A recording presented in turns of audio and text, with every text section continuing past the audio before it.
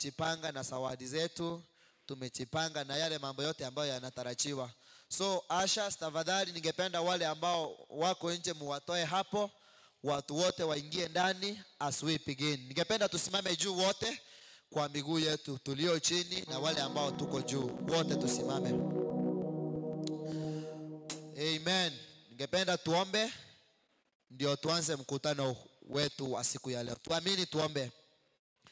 Baba wetu na Mungu wetu, katika jina la Yesu Kristo, tunalihimidi na kulitukuza jina lako takatifu Bwana.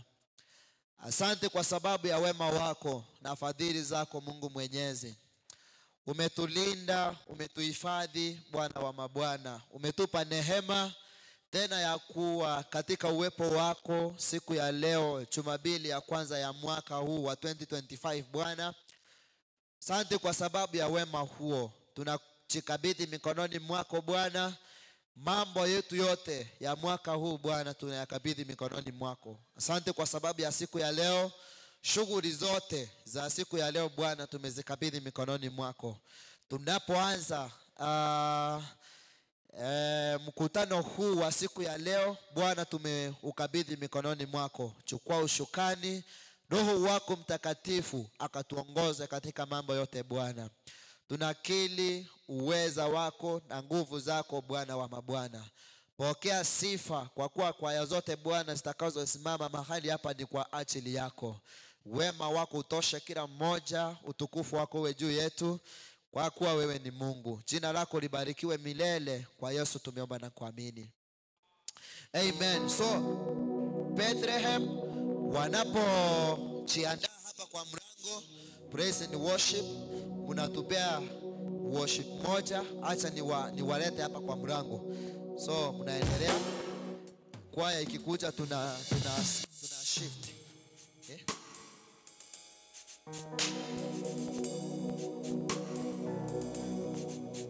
We worship you, Lord. We give you glory.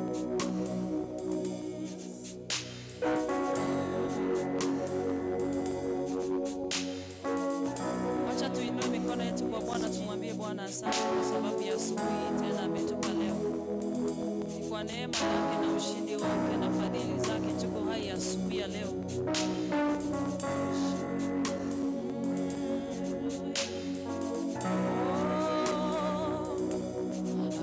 Mungu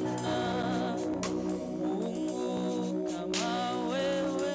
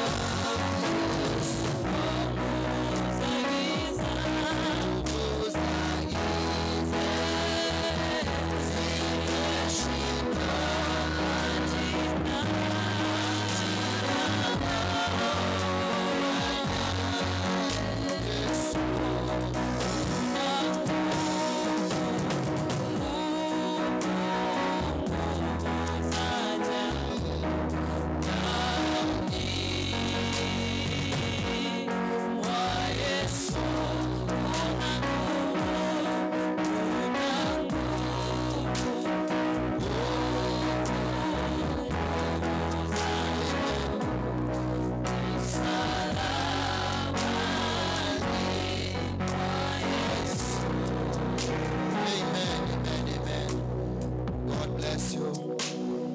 God bless you. So, Bethlehem, tafadhali tuingie ndani.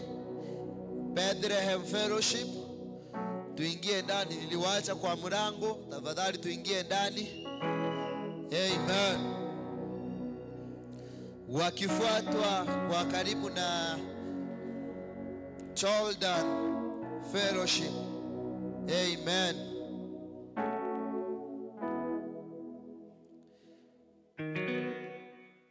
Apostle wa Bethlehem, tafadhali watu wako waingie ndani.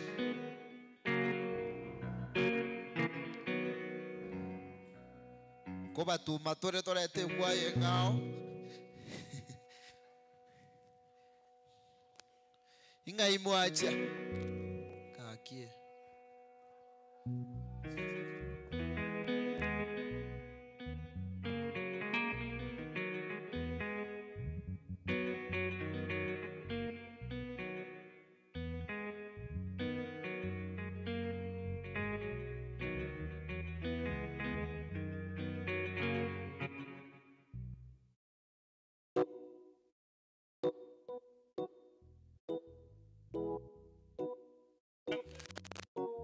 Aqui. Bethlehem ga. Mureta.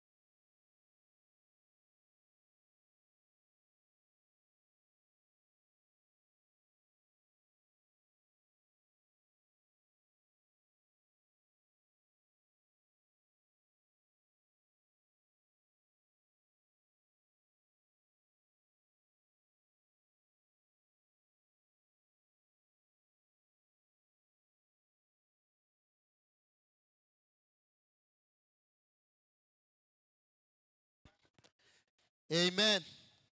So Bethlehem ndo hao wanakuja, tafadhali harakisha. Amen.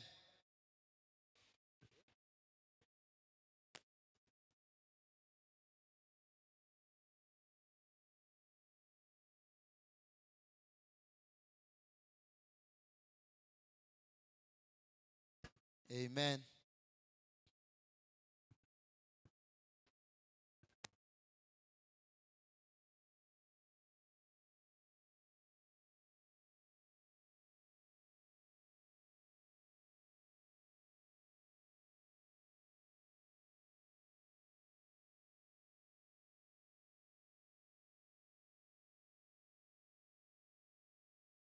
Okay.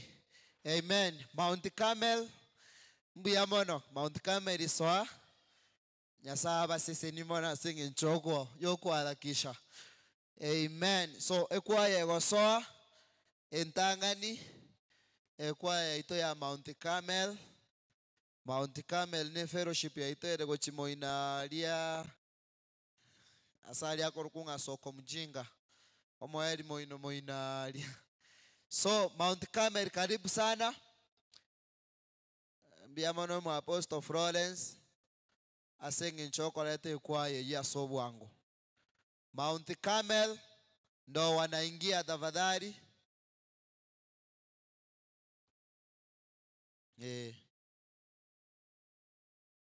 Ndio hiyo kwaya ya kwanza ya Mount Carmel.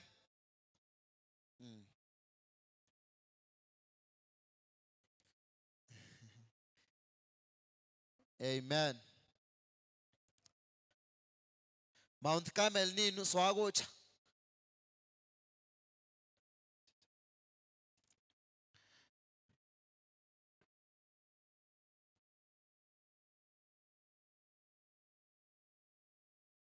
Okay. Wow.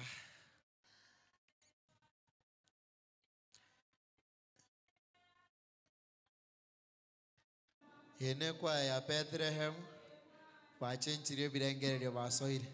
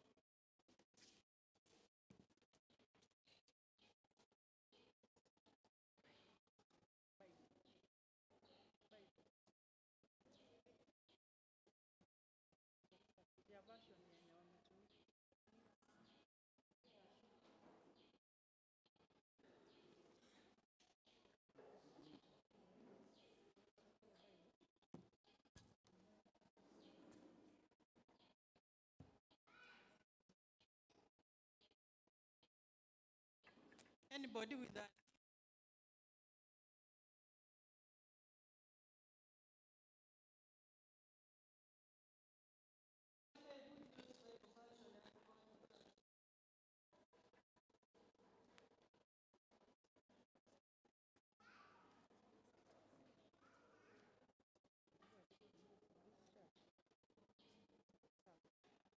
Praise the Lord.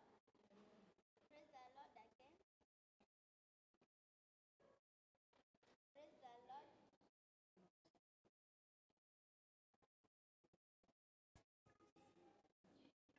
Praise the Lord. Amen. Praise the Lord once again. Before you is Bethlehem Fellowship, ready to present to you a song and a memory verse. Our memory verse comes from the book of Deuteronomy chapter 28 verse 1 to 14. And it says, if you obey the Lord your God and faithfully keep his commands that I'm giving you today, he will make you greater than any other nation on earth. Obey the Lord your God and all these blessings will be yours. The Lord will bless you, your towns and your fields.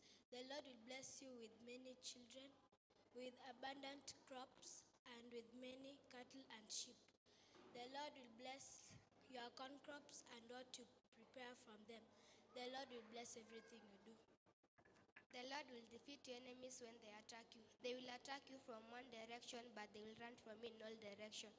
The Lord your God will bless your work and fill your barns with grain, and will bless you in the land that is giving you. If you obey the Lord and do what he commands, he will make you his own people as promised. Then all the people on earth shall see that the Lord has chosen you to be his own people, and they will be afraid of you. The Lord will give you many children, many cattle, and abundant crops in the land that he promised your ancestors to give you. The Lord will open to you his good treasury, the heavens, to give the rain of your land in its season, and you bless the work of your hands. You shall lend to many nations, but you shall not borrow. The Lord your God will make you the leader among the nations and not a follower. You will always prosper and never fail if you obey faithfully his commands that I'm giving you today. But you must never disobey them or worship any other god. Say amen.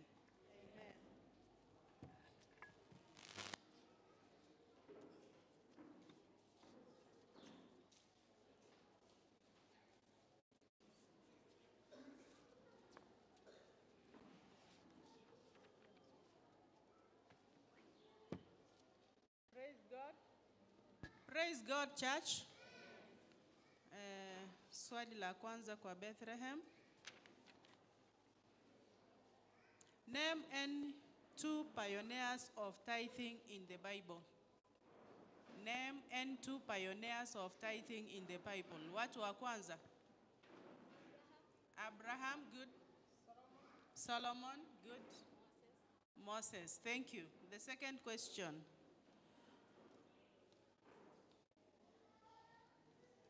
Name two ways in which tithers activate the law of sowing and reaping.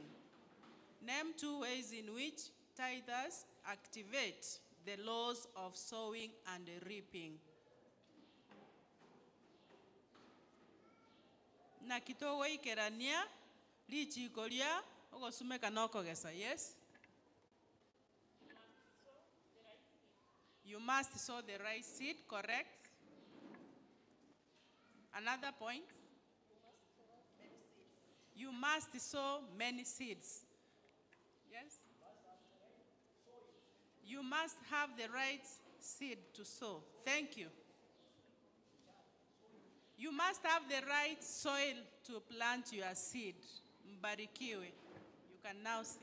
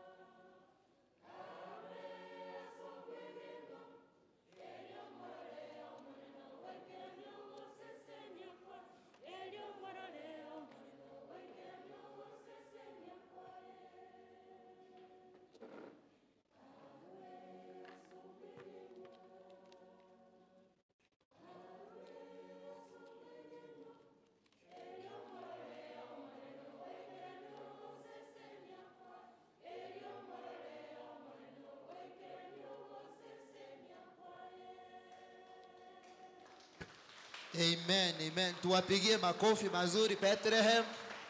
God bless you. Thank you. Naamini wametoa sadaka. Barure kewa. Amen. God bless you. So Jordan ndio kwaya yetu ya pili. Jordan karibu sana. Jordan wanapatikana maeneo ya kuanzia Nyakoe mpaka Mosocho, wenda hizo area.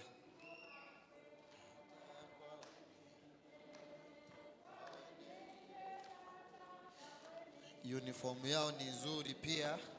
Wow. Jordan.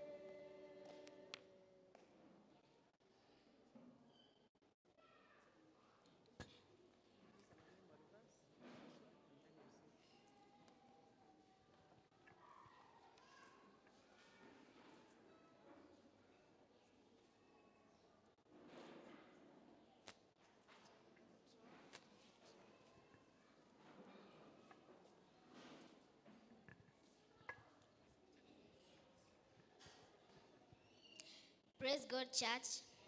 Praise God again.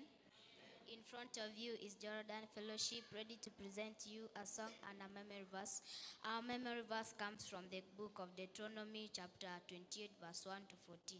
And it says, if you obey the Lord your God and faithfully keep all his commands that I am giving you today, he will make you greater than any other nations on earth. Obey the Lord your God, and all these blessings will be yours. The Lord will bless your towns and your fields. The Lord will bless you with many children, with abundant crops, and with many cattle and sheep. The Lord will bless your corn crops and the food we prepare from them. The Lord will bless everything you do. The Lord will defeat your enemies when they attack you. They will attack you from one direction, but they will run from you in all directions. The Lord your God will bless your work and fill your barns with corn. He will bless the land that he is giving you.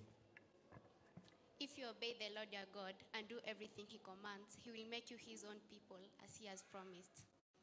Then all the peoples on earth will see that the Lord has chosen you as his own people, and they'll be afraid of.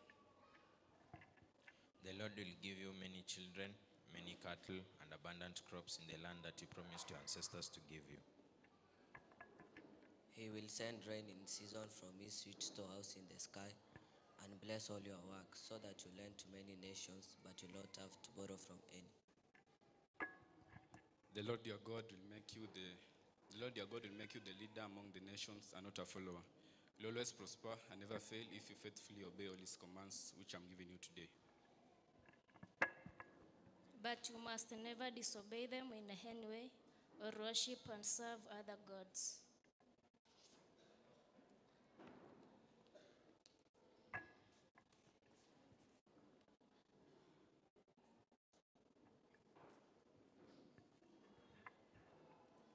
Thank you. The first question, why did God establish the tithe? Why did God establish the tithe? Nkikiagerete Nyasaye agachaka akaleta okorua ebungo.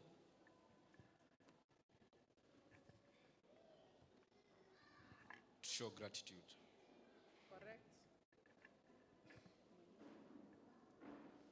At least 2 points. To honor God as a way of worship to him. Thank you. The second question. Name any biblical character who teaches us the following about tithing. Name any biblical character who teaches us the following about tithing. Who teaches us that tithing was established long before the law of Moses?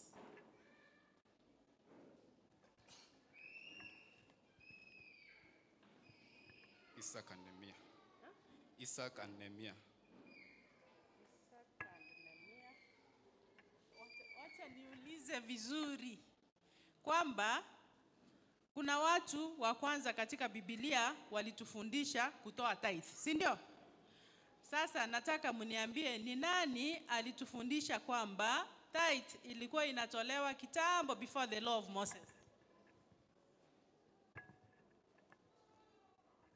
Abraham. Abraham, correct. Another question. Nani alitufundisha kwamba tithing ensures that the house of the Lord is not forsaken? Ngatoru ebungo nyomba ya Nyasaye te bali tombe ningo totebe tiko kurwa se Biblia. Nehemiah. Thank you. Thank you.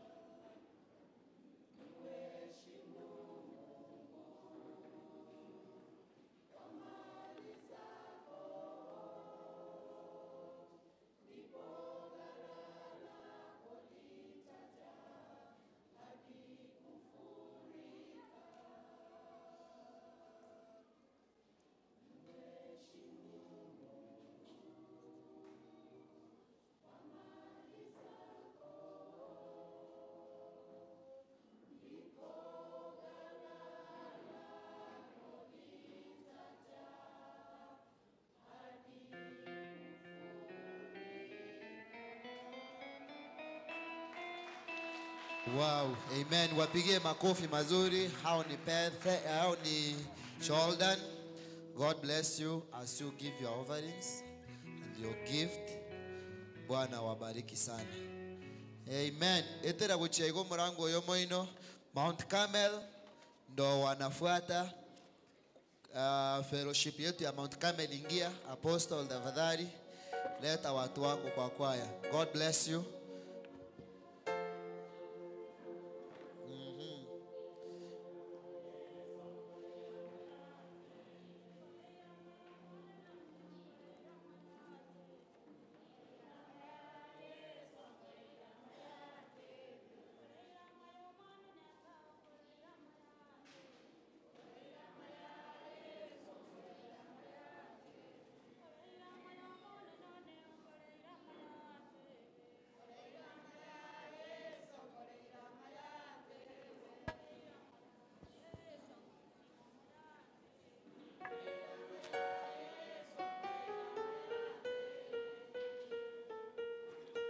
Praise God. Praise God again. In front of you is Mount Carmel Fellowship, ready to present a memory verse and a song. Our memory verse comes from the book of Deuteronomy 28, verse 1 to 14.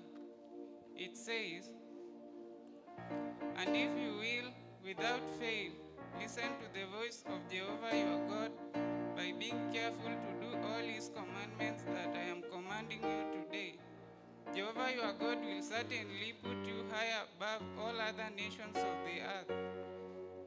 All these blessings will come upon you and overtake you, because you keep listening to the voice of Jehovah your God. Blessed you will be when you come in, and blessed you will be when you go out.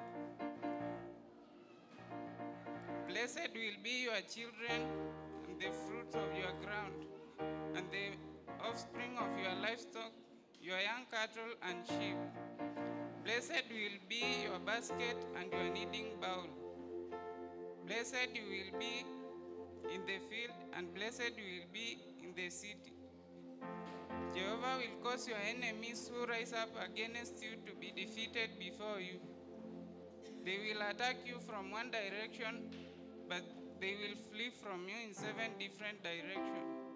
Jehovah will decree for you a blessing on your storehouses and every undertaking of yours, and he will certainly bless you in the land that Jehovah your God is giving you. Jehovah will establish you as a holy people to himself, just as he swore to you, and he will certainly bless you in the land that Jehovah your God is giving you.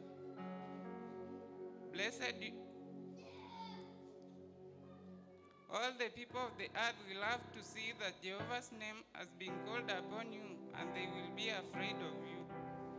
Blessed you will be. Jehovah will cause your enemies who rise up against.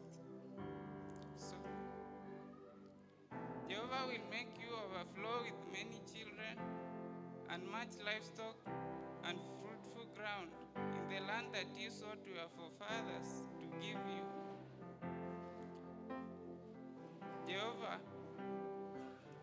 Jehovah will make you the head and not the tail, and you will be on top and not on the bottom. If you keep obeying the commandments of Jehovah your God that I am commanding you today to observe and to do, you must not deviate from all these words that I am commanding you today, to the right or to the left, to walk after other gods to serve them. Amen.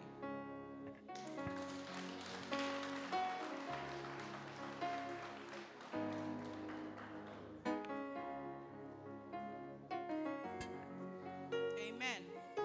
Tuende kwa maswali.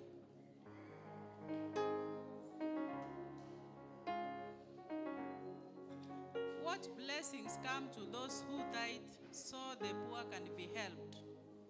Kosese niki koko nyora bali bako muruera nyasaye elinda abatakamba alemerwa. Kosese niki gokonyora bari bakumurwera Nyasaye egera abatakamba aremeru.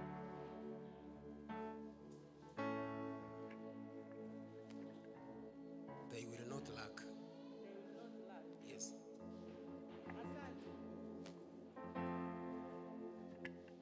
Swali la pili. Inki abakristo bagokorekero bakumurwera Nyasaye inki bakorokia. Ase okumurwera Nyasaye ensemo ya 10 inki abakristo bakorokia.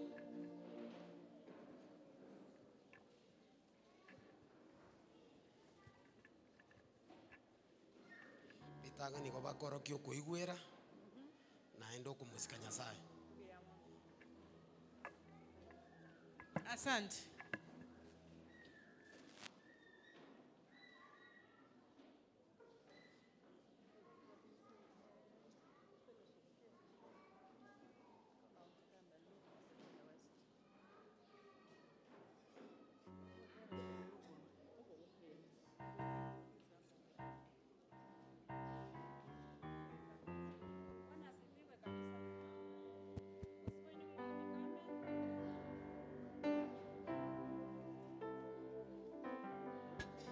Osibwa ino Mount Kame ngochitole gotera igoro yo kumurwira Nyasaye.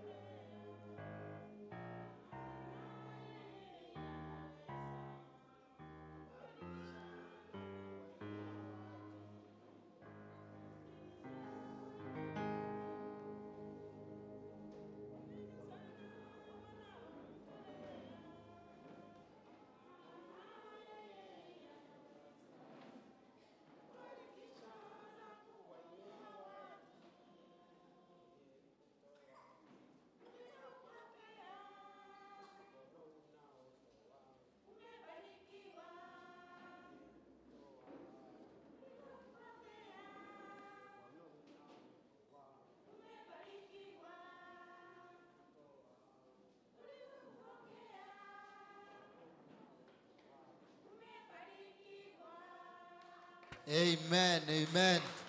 Wakere chinkobi chingiye kwa yu ya Mount Carmel. Mount Carmel by the way ndio fellowship inatoka mbali na Jordan. Wao wanatoka, mnajua soko mjinga? Nani ameenda soko mjinga? Soko mjinga ni mbali unless tukujukue kwa gari. So ni mbali kura mwisho kichinjio sio ni wapi. God bless you Mount Carmel. Biamona singe chogoja. So kuna tangazo ningependa niweke tafadhali. Wale ambao tumeketi ndani kuna kelele kama ikwaya ukiangalia ilikuwa na watu wachache. So eri ogiri abeireri nyinge kusongesha viti, watu kuongea. Pia wale ambao tuko nje kelele yetu imekuwa juu zaidi ya waimbaji. So ningependa kuwaomba wote totegerere gaki. Alafu zile kwaya ambazo tumeimba zitogeenda isiko kwake mpaka tuketi ndani tusikize wengine. Kelele zipungue. Wale ambao tumeimba tuketi ndani tusikize wengine. Kwaya inayofuata ni kwaya yetu ya fellowship ya Macedonia West. Macedonia West ndio wanaingia. Macedonia West wao ni wa hapa karibu. God bless you mnapoingia. Wapigie makofi wanapoingia, ndio hao. Wanafuatwa na Macedonia East. So this is Macedonia West. Nyuma yao ni Macedonia East. Peter pia wasimame kwa murango. God bless you.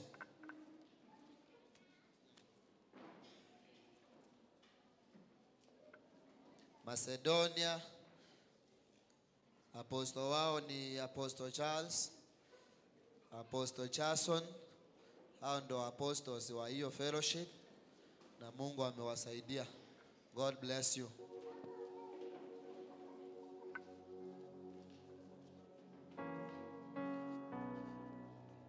So Macedonia East kwa mlango hapa, Peter nyuma yao.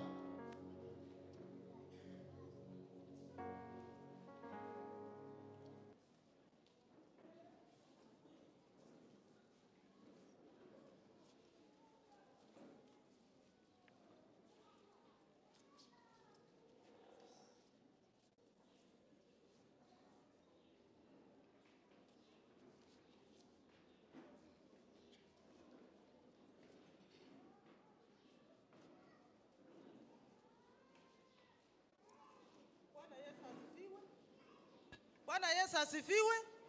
Haleluya. Kwaya ni Macedonia West.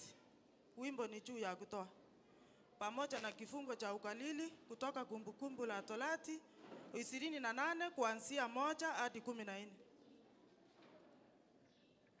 Kiongozi Ana Godeki.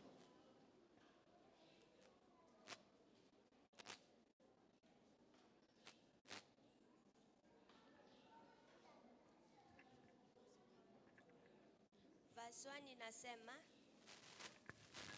Verse 1, if you obey the Lord your God and faithfully keep all his commands that I am giving you today, he'll make you greater than any other nation on earth.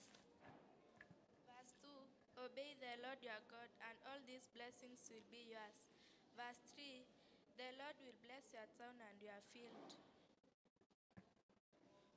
Verse 4, it says, the Lord will bless you with many children, with abundant crop, with many cattle and sheep. Verse 5, the Lord will bless your corn crop and food you prepare for them. Verse 6, the Lord will bless everything you do. Verse 8, the Lord your God will bless your work and fill your barn with grains. He will bless you in the land he's giving you. Verse 7, the Lord will defeat your enemies when they attack you. They attack you from one direction, but they will run from you in all directions.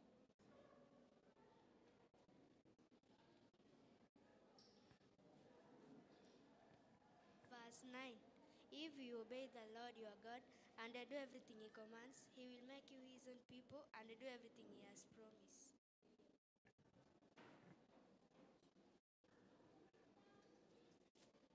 Verse 10, then all the peoples on earth will see that the Lord has chosen you to be his own people, and they will be afraid of you. 11, the Lord will give you many children and abundant crop, many children and cattle and abundant crop that he promised your ancestors to give you.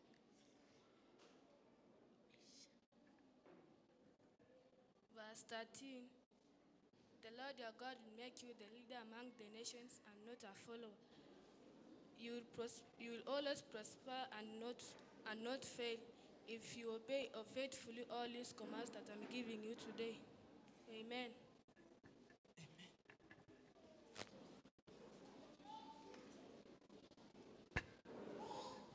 Verse 14, but you must never disobey them in any way or worship and serve other gods.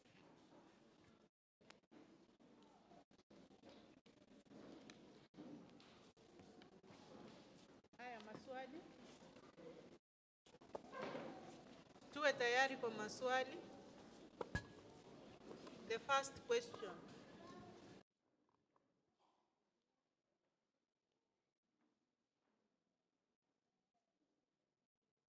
Why do tithers make God build them a house? Kigeko kana bako murwera Nyasaye. Nsemo ye ikomi Nyasaye akoba agachere nyomba.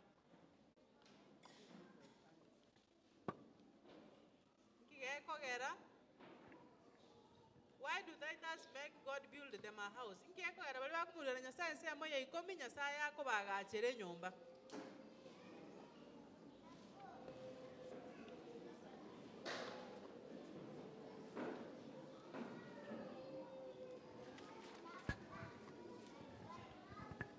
Saying Jobako and say, my Yakiran, Yaikomi no Boikiran.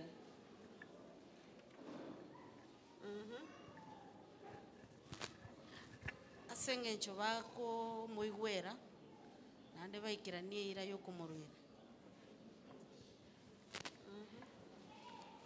Swali la pili. List the laws that are fulfilled when one tithes. Ichiko kidogo ikirania karotoko ruan sema ya ikomi. Usema chiko kidogo ikirania karotoko ruan sema ya ikomi. Machiko kidogo ikirania karotoko ruan sema ya ikomi.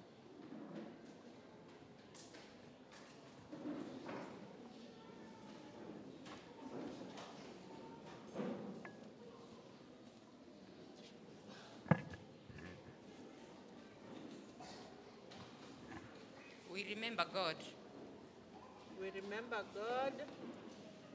Yes, lakini nda ito monte ya machiko. Ichiko kidogo ikirania karotoko ruan Nyasaye sema ya ikomi.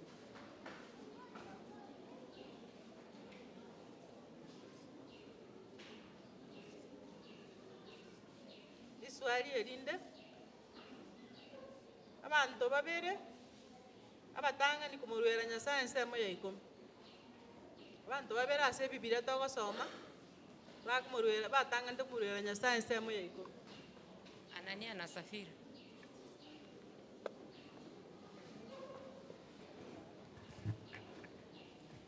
Kain Abel.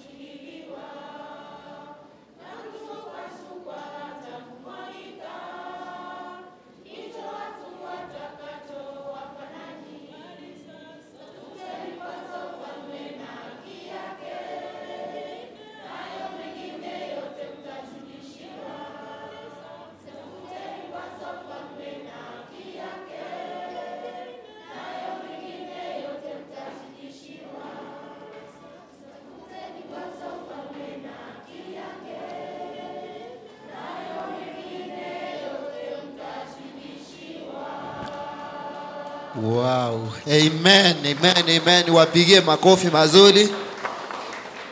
Watoe sadaka na zawadi yao wakienda kuketi. Msitokee huu mlango, mnarudi kwa viti. Hao ni Macedonia West. Macedonia West ni hapa chini embassy. Ukiingia mkono wako wa kushoto ujiabu mpaka muina lina wabebe kaine na Mount Carmel. Wanaofuata ni fellowship yetu ya Macedonia East wakiongozwa na apostle wao Chafeth Ogamba. Wako na apostle mwingine anaitwa Lilian, Apostle Lilian. God bless you.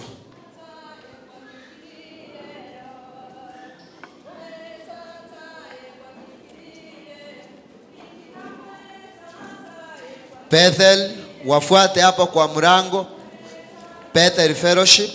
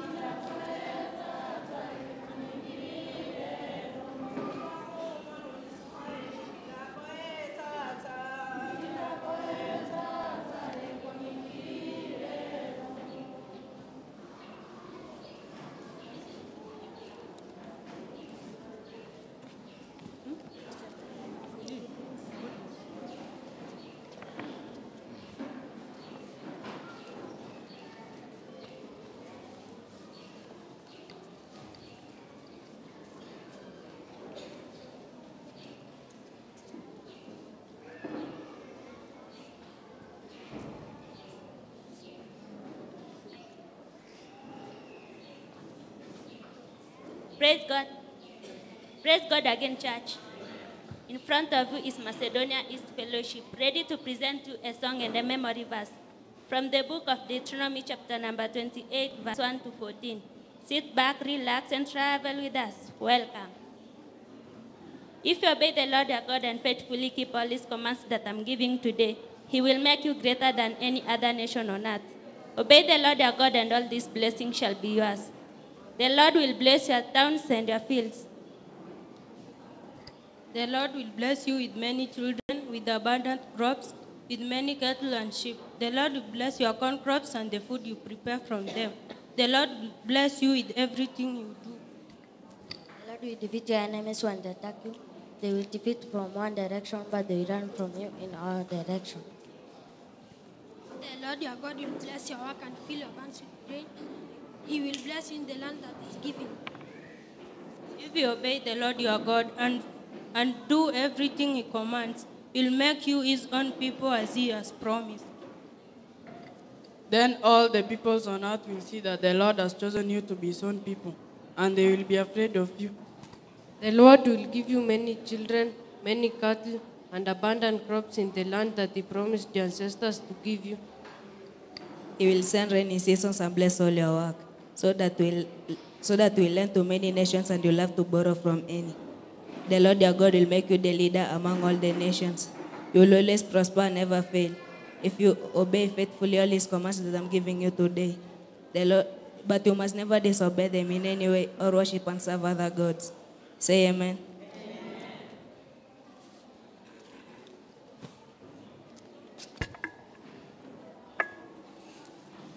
Swali la kwanza.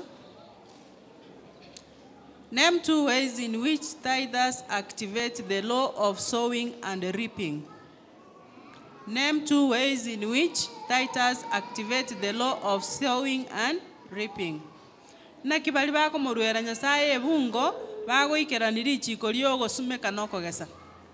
Na kibali bako muruera nyasaye ebungo bago ikeraniri ichiko riogo sumeka nokogesa.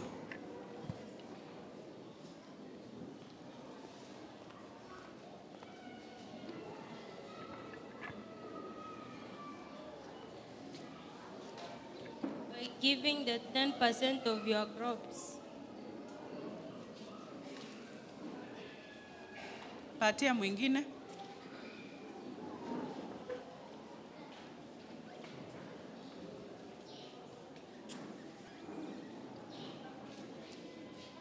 ero kurwa kwa uaminifu na endo kurwa faithfully.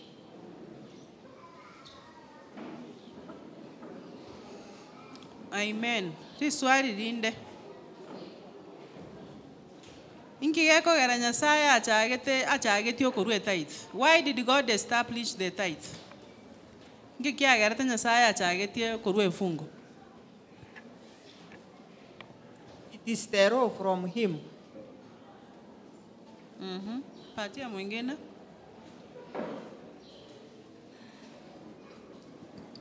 It's a command of the Lord. It's a command. The Lord that we must give. Thank you.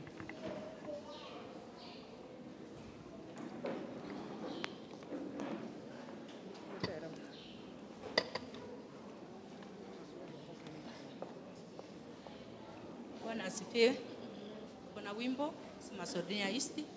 Kiongozi wa hii section ya wimbo ni Kale Nikemuma. Mchari.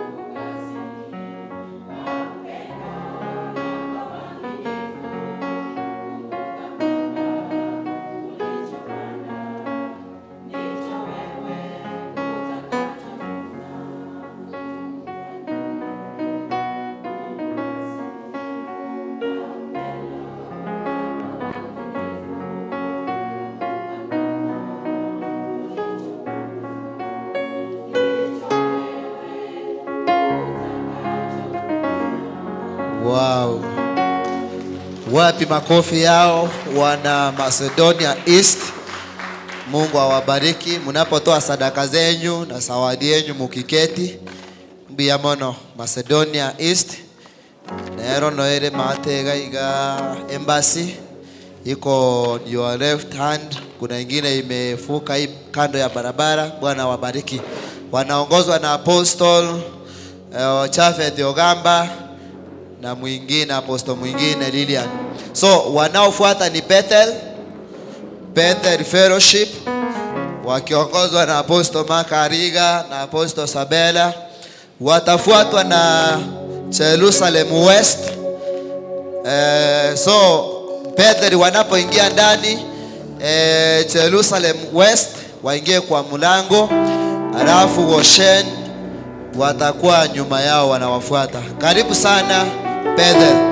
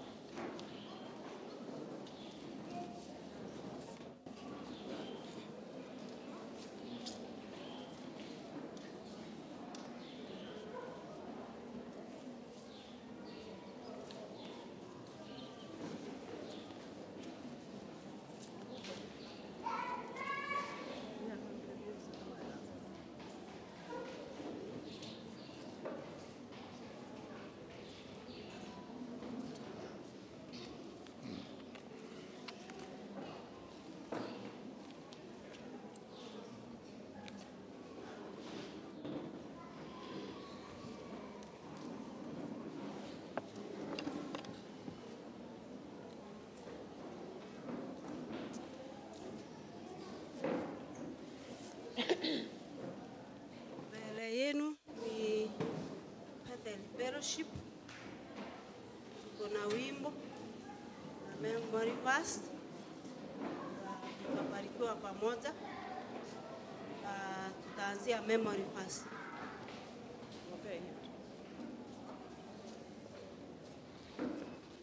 In front of you is Bethel Fellowship, ready to present to you a memory verse and a song. Our memory verse comes from the book of Deuteronomy 28, verse 1 to 14. Verse 1 says, "Now it shall come to pass, if you diligently obey the voice of the Lord your God, respect all his commandments that I command you today, that the Lord your God will set you up above high than all nations."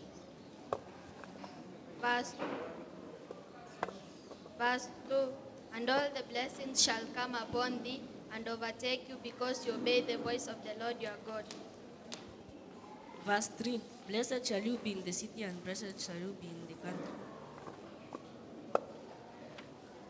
Blessed shall be your basket and your kneading bowl. Blessed shall be your basket and your kneading trough. Blessed shall be when you come in, blessed shall be when you go out. The Lord will cause your enemies that rises against you to be defeated before your face. They shall come out against you one way and flee before you 7 ways. The Lord will command the blessings in you on your storehouses and to all which you set your hand free, and you place in the land which the Lord your God Verse 9. The Lord will establish you as a holy people to himself, just as has sworn to you, if you keep the commandments of the Lord your God and walk in his way. Then all people of the earth shall see that you are called by the name of the Lord, and they shall be afraid of you. Verse 11. And the Lord will grant you plenty of goods in the fruit of your body, in the increase of your livestock, and in the produce of your ground, in the land of which the Lord swore to your fathers to give you. Verse 12. The Lord will open to you all his good treasures, the heavens to give the rain to your land in his season, and to bless the good work of your hand. You shall lend to many nations, but you shall not borrow.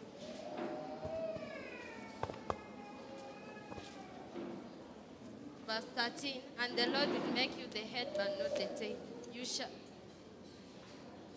shall be above only, and not be beneath.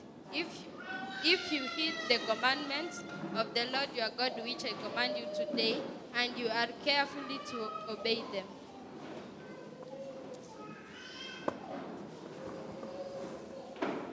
Verse 14. So you shall not turn aside from any of the words which I command you this day, to the right or the left, to go to other gods and serve them.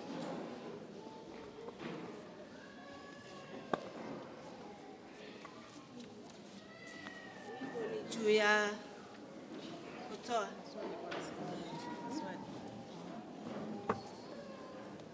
Tumalize maswali before you sing. The first question, explain the meaning of open heavens. Explain the meaning of open heavens. Inkie mine tikuru ase kitabu keritu asomete nga igore eko igoka. Kero kumurira Nyasaye nsemo ya iko.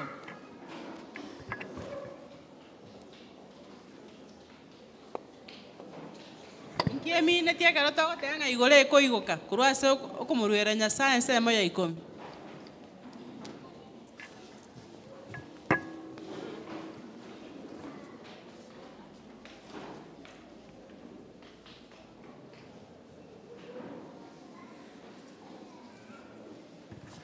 Tiangenda riswali ninde liyabere liko ngwake. Ngosese ni uki bali ba kumurwera nsemo ya ikomi Nyasaye elia bataka na barau banyoro gokonya bakonyora. What blessings come to those who tithe so the poor can be helped? Ngosese ni uki abantu bali bakurwa nsemo ya ikomi egera bataka na barau bakonye ke kurwo.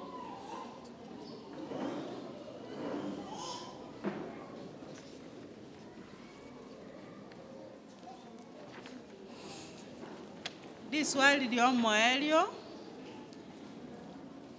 Name any two pioneers of tithing in the Bible.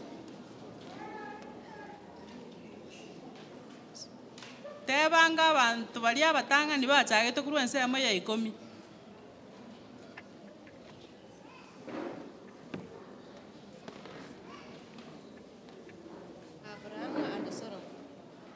Abraham and Solomon, thank you.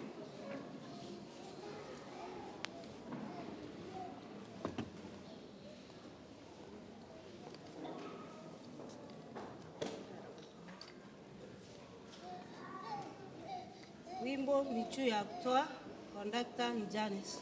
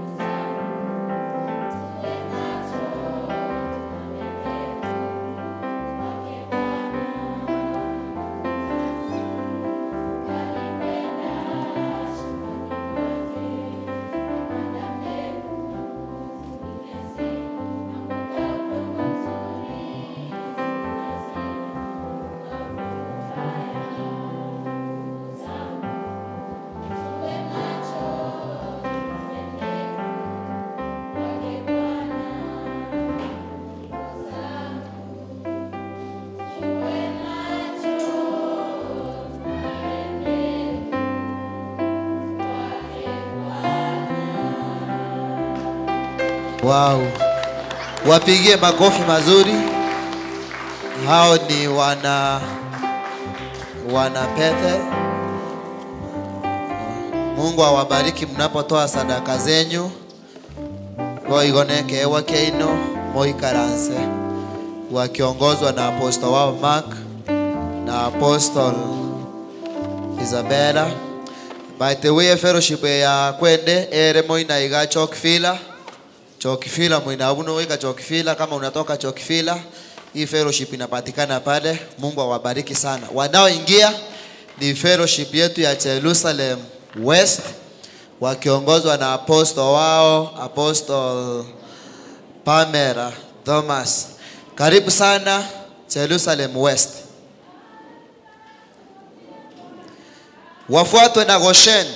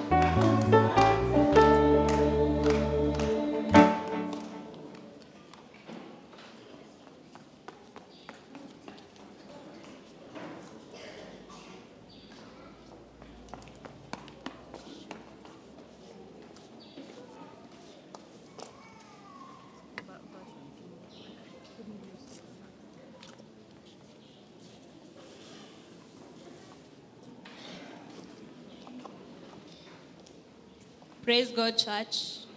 Praise God again. In front of you is Jerusalem West with a song and a memory verse. Our memory verse comes from the book of Deuteronomy 28, 1-14, and the version of the Bible is Good News Bible. Be blessed. If you obey the Lord your God and faithful, keep all his commands that I am giving you, he will make you greater than any other nation on earth.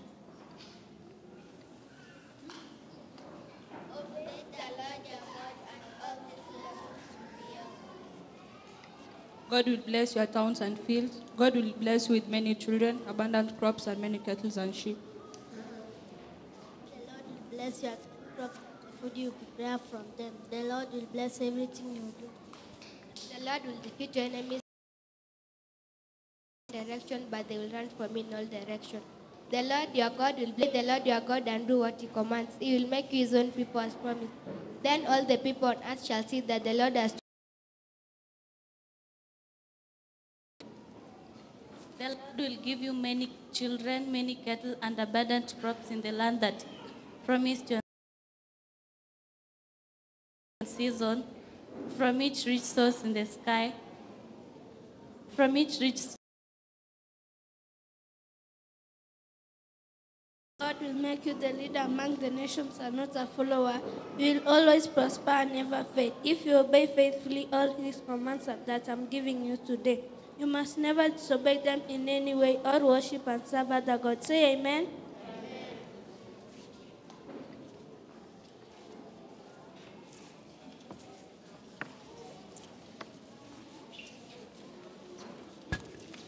Okay, let's go to the questions before you sing. The first question: why is tithe referred to as a seed? Why is tithe referred to as a seed? Nki ekogere tithe ekorokwa entetere. Nki ekogere tithe gosokoru tithe gokorokwa entetere.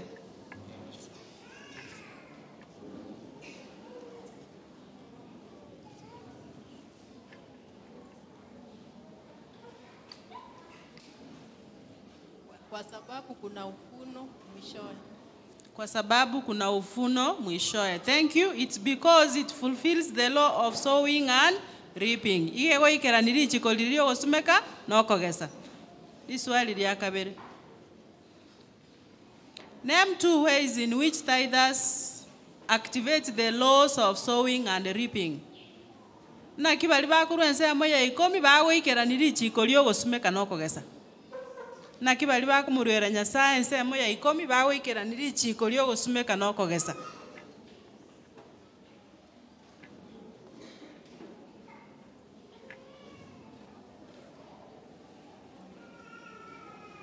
Karo tokorwa ensemo ya 10 na kitogo ikeraniri chikorio gosumeka no kogesa.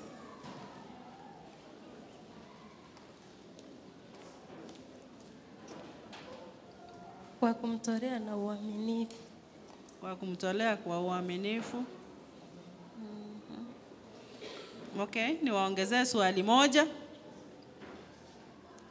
Why did God establish the tithe? Ngikiagerete Nyasaye agachaki okorwa ensemo ya 10. Ngiakara tokorwa ensemo ya 10. Because it is a command from him. Because it's a command from God. Thank you. Another point. Nataka tu majibu mawili peke yake.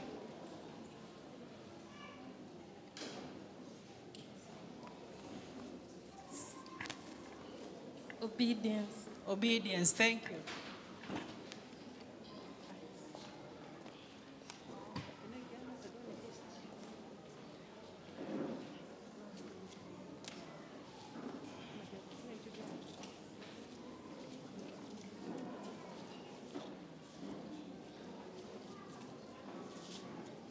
Bwana asifiwe.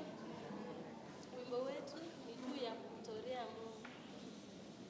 Usimamizi ni faith in Jesus.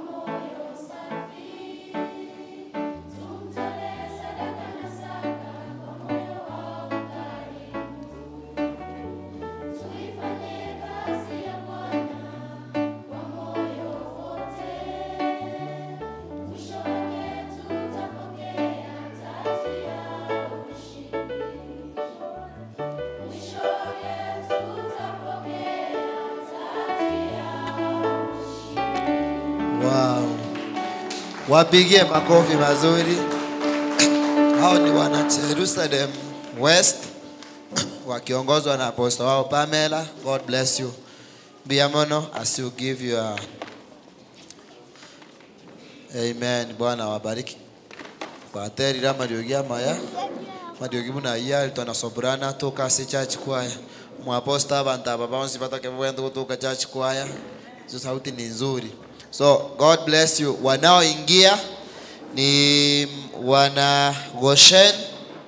Goshen ndio wanaingia wakiongozwa na Apostle Elizabeth na Veronica. Watakao wafuata ni fellowship ya Jerusalem East, finally Zion. So Goshen wanaingia kwa mlango, wanafuata Jerusalem East, alafu tutamalizia na Zion. Karibu sana wana Goshen. Goshen ni hapo juu Nyakobaria. Hebu atereta asigete muinalige kaenda kuchega tunugorari. Sasa basi seni mono. Karibu sana wana Goshen.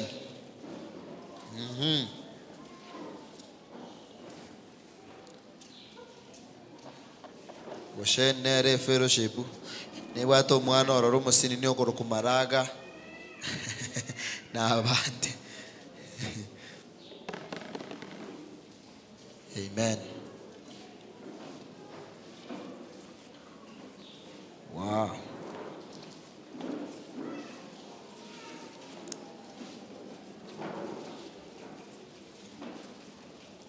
Goshen.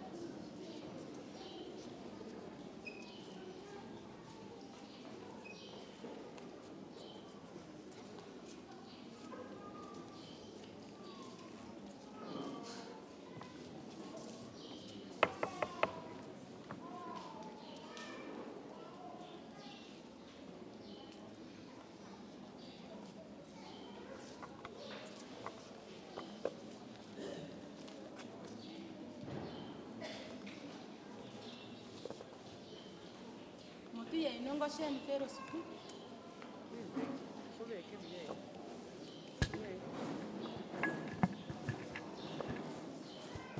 Mutuya inongo sheni fellowship. Goto chiko bateria gotera ne memory verse. Kurwa se kitabu gikuira ne 223 kebunge getangani wiki kebungo ge 15. Kamura muigwera monenya sao ino erinde morende na kubwata amachiko ae onsi inje nabachikira aseri tukoria rero omonene Nyasaye oino nabakore mobe abanene kobua ebisaku byonsi bire ase ense kamora igwere eriogiria omonene Nyasaye oino lirorio nabae ogoseseniwa okobwonsi kobe okwaino moseseniwe ase emechi yaino na ase emegondo yaino ndoseseniwe oroiboro rwechinda cheino amono kwama kwaino kweriroba na okobyara gwechitugo cheino nachio chiombe neching'ondi nechimbori neseseniwe endagera yebitonga byaino amone yebituba byaino mogokonyera obosie moseseniwe ekero mogosoanka na ekero mogogenda isiko omonene natige ababisa baino baria bagocha kubarwania babugwe ase amasio aino barabwomba bachere baetera ase njira eyemo ekero bagocha kubarwania korende mbatameko rwase more baetere chinjira isano na ibere omonene nachike ogosenye kwae gocha ase more ase ebiage byaino na ase emeremo yonsi mogokora nabaseseni ase ense eyo omonene Nyasaye oino agochikoba ebe eyaino. Kamora arende na kubwata amachiko omone Nyasaye oino na gotara ase chinjira chiaye na abaimokereria igoro mobe abanto abachenu asare buna abariereire eira na gotiana. Abanto bonsi bense mbabaroremo gwatorwa ase erieta riaye erio babairoke.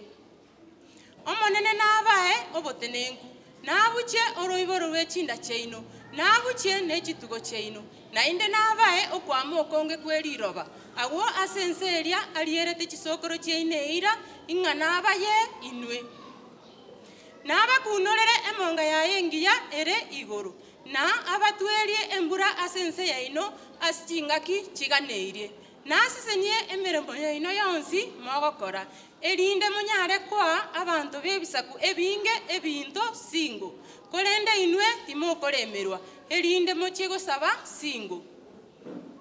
Kamora iwere amachiko omonene Nyasaye oino ayongo bari tukoria rero na mobe abegenwa ase okoyakora na abakore mobe abomotwe gose tari abeke minja na abakore mogenderera gokina gose timoko gendera gokeigo chense. Ayonigo arakoreke onye timoko nchoka ande gochiense moyokorio gose eyokobe timotiga nonya neringa nerimo riayo nabaira ase rituko ria rero erinde mogende gosasima chinyasaye ching'ao na gochikorera korende onye timoko iwera omonene Nyasaye oino gose onye timoko ba abegenwa na gokora amachiko aye onsi ayonche nabaira ase rituko ria rero rirorio okoragereriwa okogwonsi na goche asemore na kubanyore mbiamo.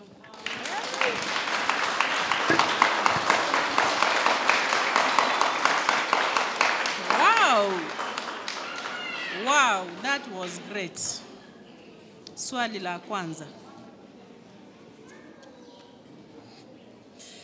What blessings come to those who tithe so the poor can be helped? Ngosese niki poko nyora bali bakumurwera Nyasaye ensemo ya 10 elinda abataka na barabumba alemere korwa bwa ensemo ya 10. Ngosese ni bukigo konyora abakristo bali bakumurwera Nyasaye ensemo ya 10 elinde nonya na abataka bali bakonyora gokonya korwomba alemero.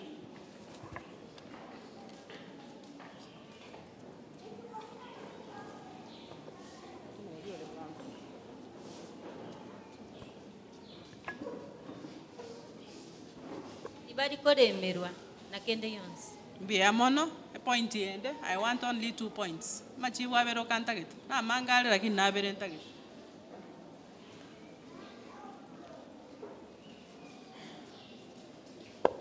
Abako baba seseniwa. Ngo bako baba seseniwa mbia mono ka eno ordinary kwa ne lya gatatu. Nigo bagusegete emirimo ya Nyasaye. Iko ba? Bagusegete emirimo ya Nyasaye. Mbia mono. Ni swali lya kabere. Naki okomorwera Nyasaye ensemo ya 10 egokonya ase emirimo ya Nyasaye ase kanisa. Naki okomorwera Nyasaye ensemo ya 10 gokonya emirimo ya Nyasaye gose gokogendereria emirimo ya Nyasaye ase kanisa. Mirimo kie kogendereria ase kanisa ekaro tokurwa ensemo ya 10 na rie emirimo ya Nyasaye kogendereria kanisa. Mirimo kie kogenderera ase kanisa.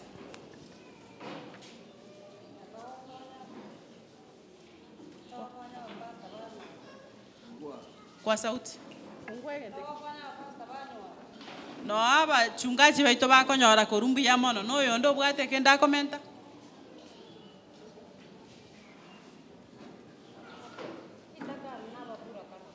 Kintakana nababura kambi ya mono. Na umogotera bo.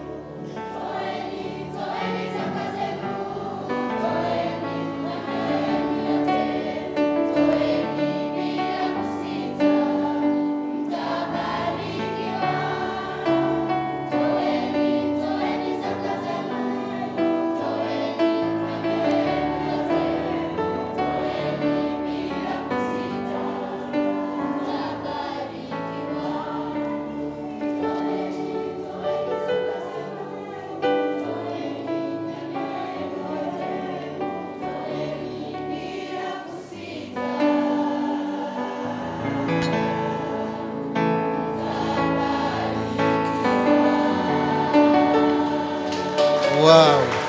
Amen. Biamono goshen. Sawa sese ni komo koruchi sadaka cheno ne kewa keino. Badere tibu ya bakire chingo bichingia. Omoterio yo goshen ngaya. Ati ochoche chachi kwa erio gerio. Olibeke moino gari. Yaani abantu nanyorire tuko na waimbaji wengi ni vile hawachitokezi. Tafadhali mkuje chachi kwaya tuweke hizo sauti pamoja. Wanaoingia ni fellowship yetu ya Macedonia Jerusalem East. Fellowship yetu ya Jerusalem East ndio wanaingia wakiongozwa na Apostle Monica na Apostle Sami. Hiyo ndio fellowship yetu hapa ya town. Wale ambao mko hapa karibu, hiyo ndio mnaweza jiunga nayo. Karibu sana wana Jerusalem East. After hiyo ni Goshen, yani Zion. After Zion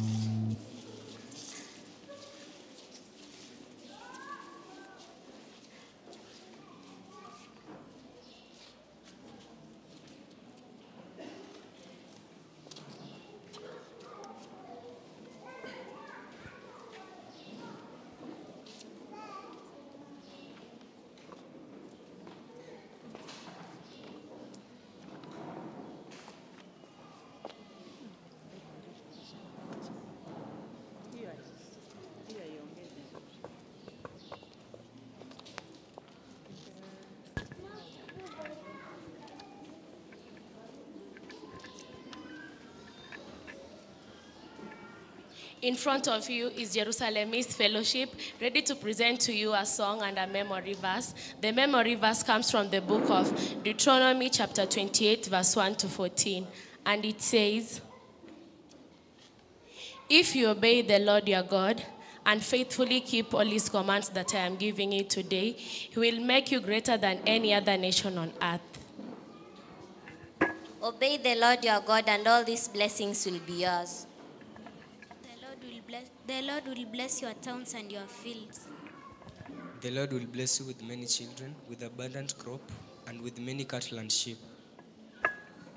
The Lord will bless you with all your corn crops and the food you prepare from them. The Lord will bless everything you do. The Lord will defeat your enemies when they attack you. They will attack in one direction, but they will run from you in all directions. The Lord your God will bless your work and fill your barns with grains. He will bless you in the land that he is giving you. If you obey the Lord your God and do everything he commands, he will make you his own people as he has promised. Then the people of the earth will see that the Lord has called you, has chosen you to be his own people, and they will be afraid of you. The Lord will give you many children, many cattle, and abundant crops. In the land, the Lord will give you many children, many cattle, and abundant crops in the land that he promised your ancestors. He will send rain in season from his rich south in the sky and bless all your work, so that you will lend to many nations, but you will not have to borrow from any. The Lord will make you the leader among the nations and not a follower. You'll always prosper and never fail if you obey faithfully the commands that I'm giving you today. But you must never disobey them in any way, or worship and serve other gods. Amen.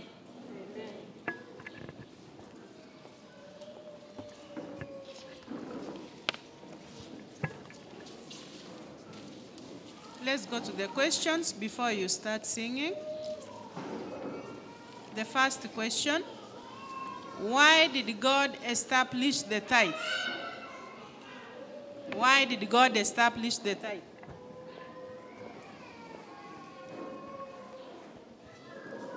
And to show gratitude to God. It was a prayer of thanksgiving. So that we can enjoy the 90%. Thank you. Knowing that you have given God his due. I wanted 2 answers, but you have given 3. Thank you. The next question. Name 2 ways in which tithers activate the law of sowing and reaping. Name 2 ways in which tithers activate the laws of sowing and reaping.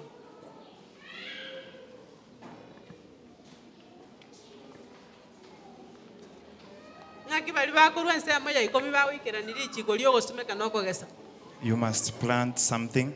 You must sow something, correct? Another point. You must plant a large amount of seeds. You must plant the large amount of seeds. There are so many points, lakini umepeana zile nataka. Thank you. Bwana Yesu asifiwe. Mbele yenu ni Jerusalem East Fellowship. Tuko na wimbo, na wimbo ni juu ya kumtolea Mungu. Anayeongoza ni Monica Gichana. Mbarikiwe.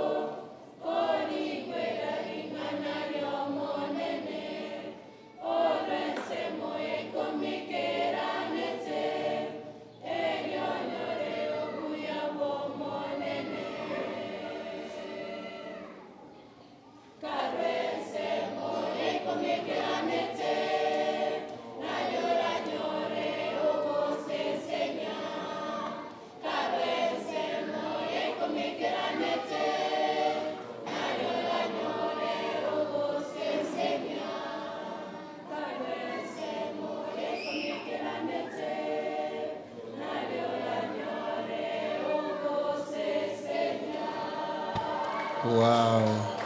Wapi makofi yao jamani? Biamono Jerusalem East. Naweza toa sadaka zenyu. Ni zawadi ya ino. Unapoketi. Bwana awabariki sana. So, natigaire kwaya yemo. Kwaya ya Zion. Zion incho. Ebate ababarabuneke wabakoreta Zion injo. Apostles wa Zion morete kegu keino.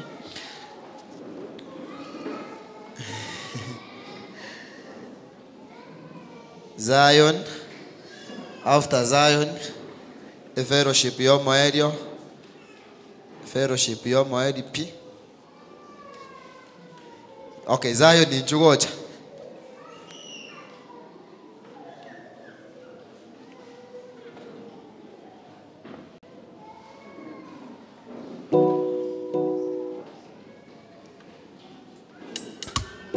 Zion ni unabakonya gukora igo. Fellowship yomo erio, fellowship ekorokunga Galilaya na bera Galilaya ne ya mwezi fellowship jaite kutoka darachari mu apostle wangu iki so abono nere gucha yomo erio bakire chingo bibone fellowship ya Galilaya ko bagu Galilaya nini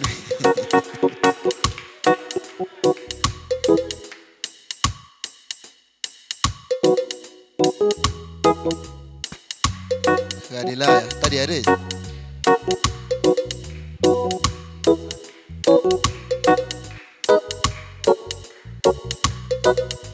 Enere fellowship yo moedio.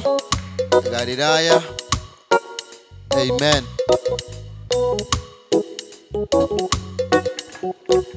Bwana Yesu asifiwe. Bwana Yesu asifiwe tena. Fellowship ni Galilaya.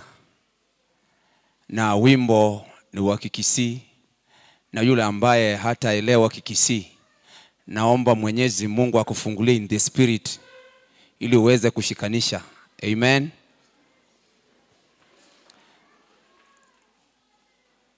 Nikipotea usicheke. Praise God. Na tumeambiwa tu vizuri. Kujifunza, wimbo ilikuwa kujifunza juu ya kutoa. Amen. Ni ile kujitoa we mwenyewe peke yako, jinsi vile Yesu alijitoa mwenyewe akakuwa kama sacrifice. Na sisi tunafaa tujitoe hivyo hivyo kwa Mwenyezi Mungu, kwa kila kitu tunafanya tujitoe sisi wenyewe, na Mungu abariki.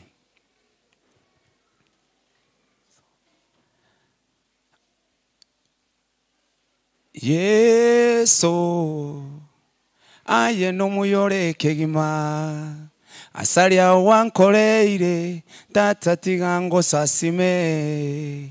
Yesu haya no muyore kegima asaria wankoreire tata tigango sasime. Ngo sasime rero, ngo sasime mambia, ngo sasime mambiende nakare. Yesu haya no muyore kegima asaria wankoreire tata tigango sasime. Ruoti haya no muyore kegima asaria wankoreire tata tigango sasime. Abange bakure bange barwarire lakini nche tata kwaye kwa ngeiro buya naroriro mwakoyo tata enokora maya. Aye tata tigango sasime. Yesu aye no muyore kegima asaria wankoreire tata tigango sasime. Yesu aye no muyore kegima asaria wankoreire tata sasime. Ruoti aye no muyore kegima asaria wankoreire tata tigango sasime. Yawe aye no muyore yore kegima asalia wankoleire tata tiga ngosasime sasime ngosasime rero sasime ngosasime mambia sasime ngosasime mambiende nakale sasime ngosasime rero sasime ngosasime mambia ngosasime mambiende nakale sasime ngosasime rero sasime ngosasime mambia ngosasime mambiende nakale sasime ngosasime rero sasime ngosasime mambia sasime ngosasime mambiende nakale sasime ngosasime rero nabana bane sasime mambia sasime ngosasime mambiende nakale. Amen. So fellowship inero torosi karwe sadaka unekewa oeteralia. So nakora inikwa yari. Bwana asifiwe. Niliulizia kama kuna fellowship inaitwa Galilaya, nikaambiwa kuna hiyo fellowship ilikuwa daraja. Bwana asifiwe. Ilikuwa sasa apostle ndo huyu Bishop Apostle wa Galilaya, tuambie Wednesday tunakutana wapi? Tuko na moyo tumetamani kujua hiyo fellowship. Bwana wabariki sana. Karibu sana Deacon. Bwana abariki fellowship zote, apostles ambao mmesaidiana na members mpaka mmepresent whatever. God bless you so much. Thank you so much. Asante, tupigie pastor wetu makofi mazuri. Asante sana. Nataka kuwashukuru nyote all fellowships for your presentation. Imekuwa ya kufana sana. Tupigie all our fellowships makofi mazuri kwa umbali huu. Kwa sababu ya muda sitakuwa na mambo mengi, lakini nataka niwakaribishe nyote katika nyumba ya Bwana, being the first Sunday January 2025. Mungu ametembea nasi 2024 na tumeingia 2025 ni kwa sababu ya mapenzi yake. This is the first Sunday na tunaendelea kumwomba Mungu atembee nasi mwaka huu wote. Tukiumaliza tutamshukuru, tutamuinua. Kwa hivyo nakaribisha nyote katika nyumba ya Bwana. Kwa niaba ya secretary wetu ambaye yuko nasi siku ya leo, ningependa nilete matangazo kwa ufupi sana vile yafuatavyo.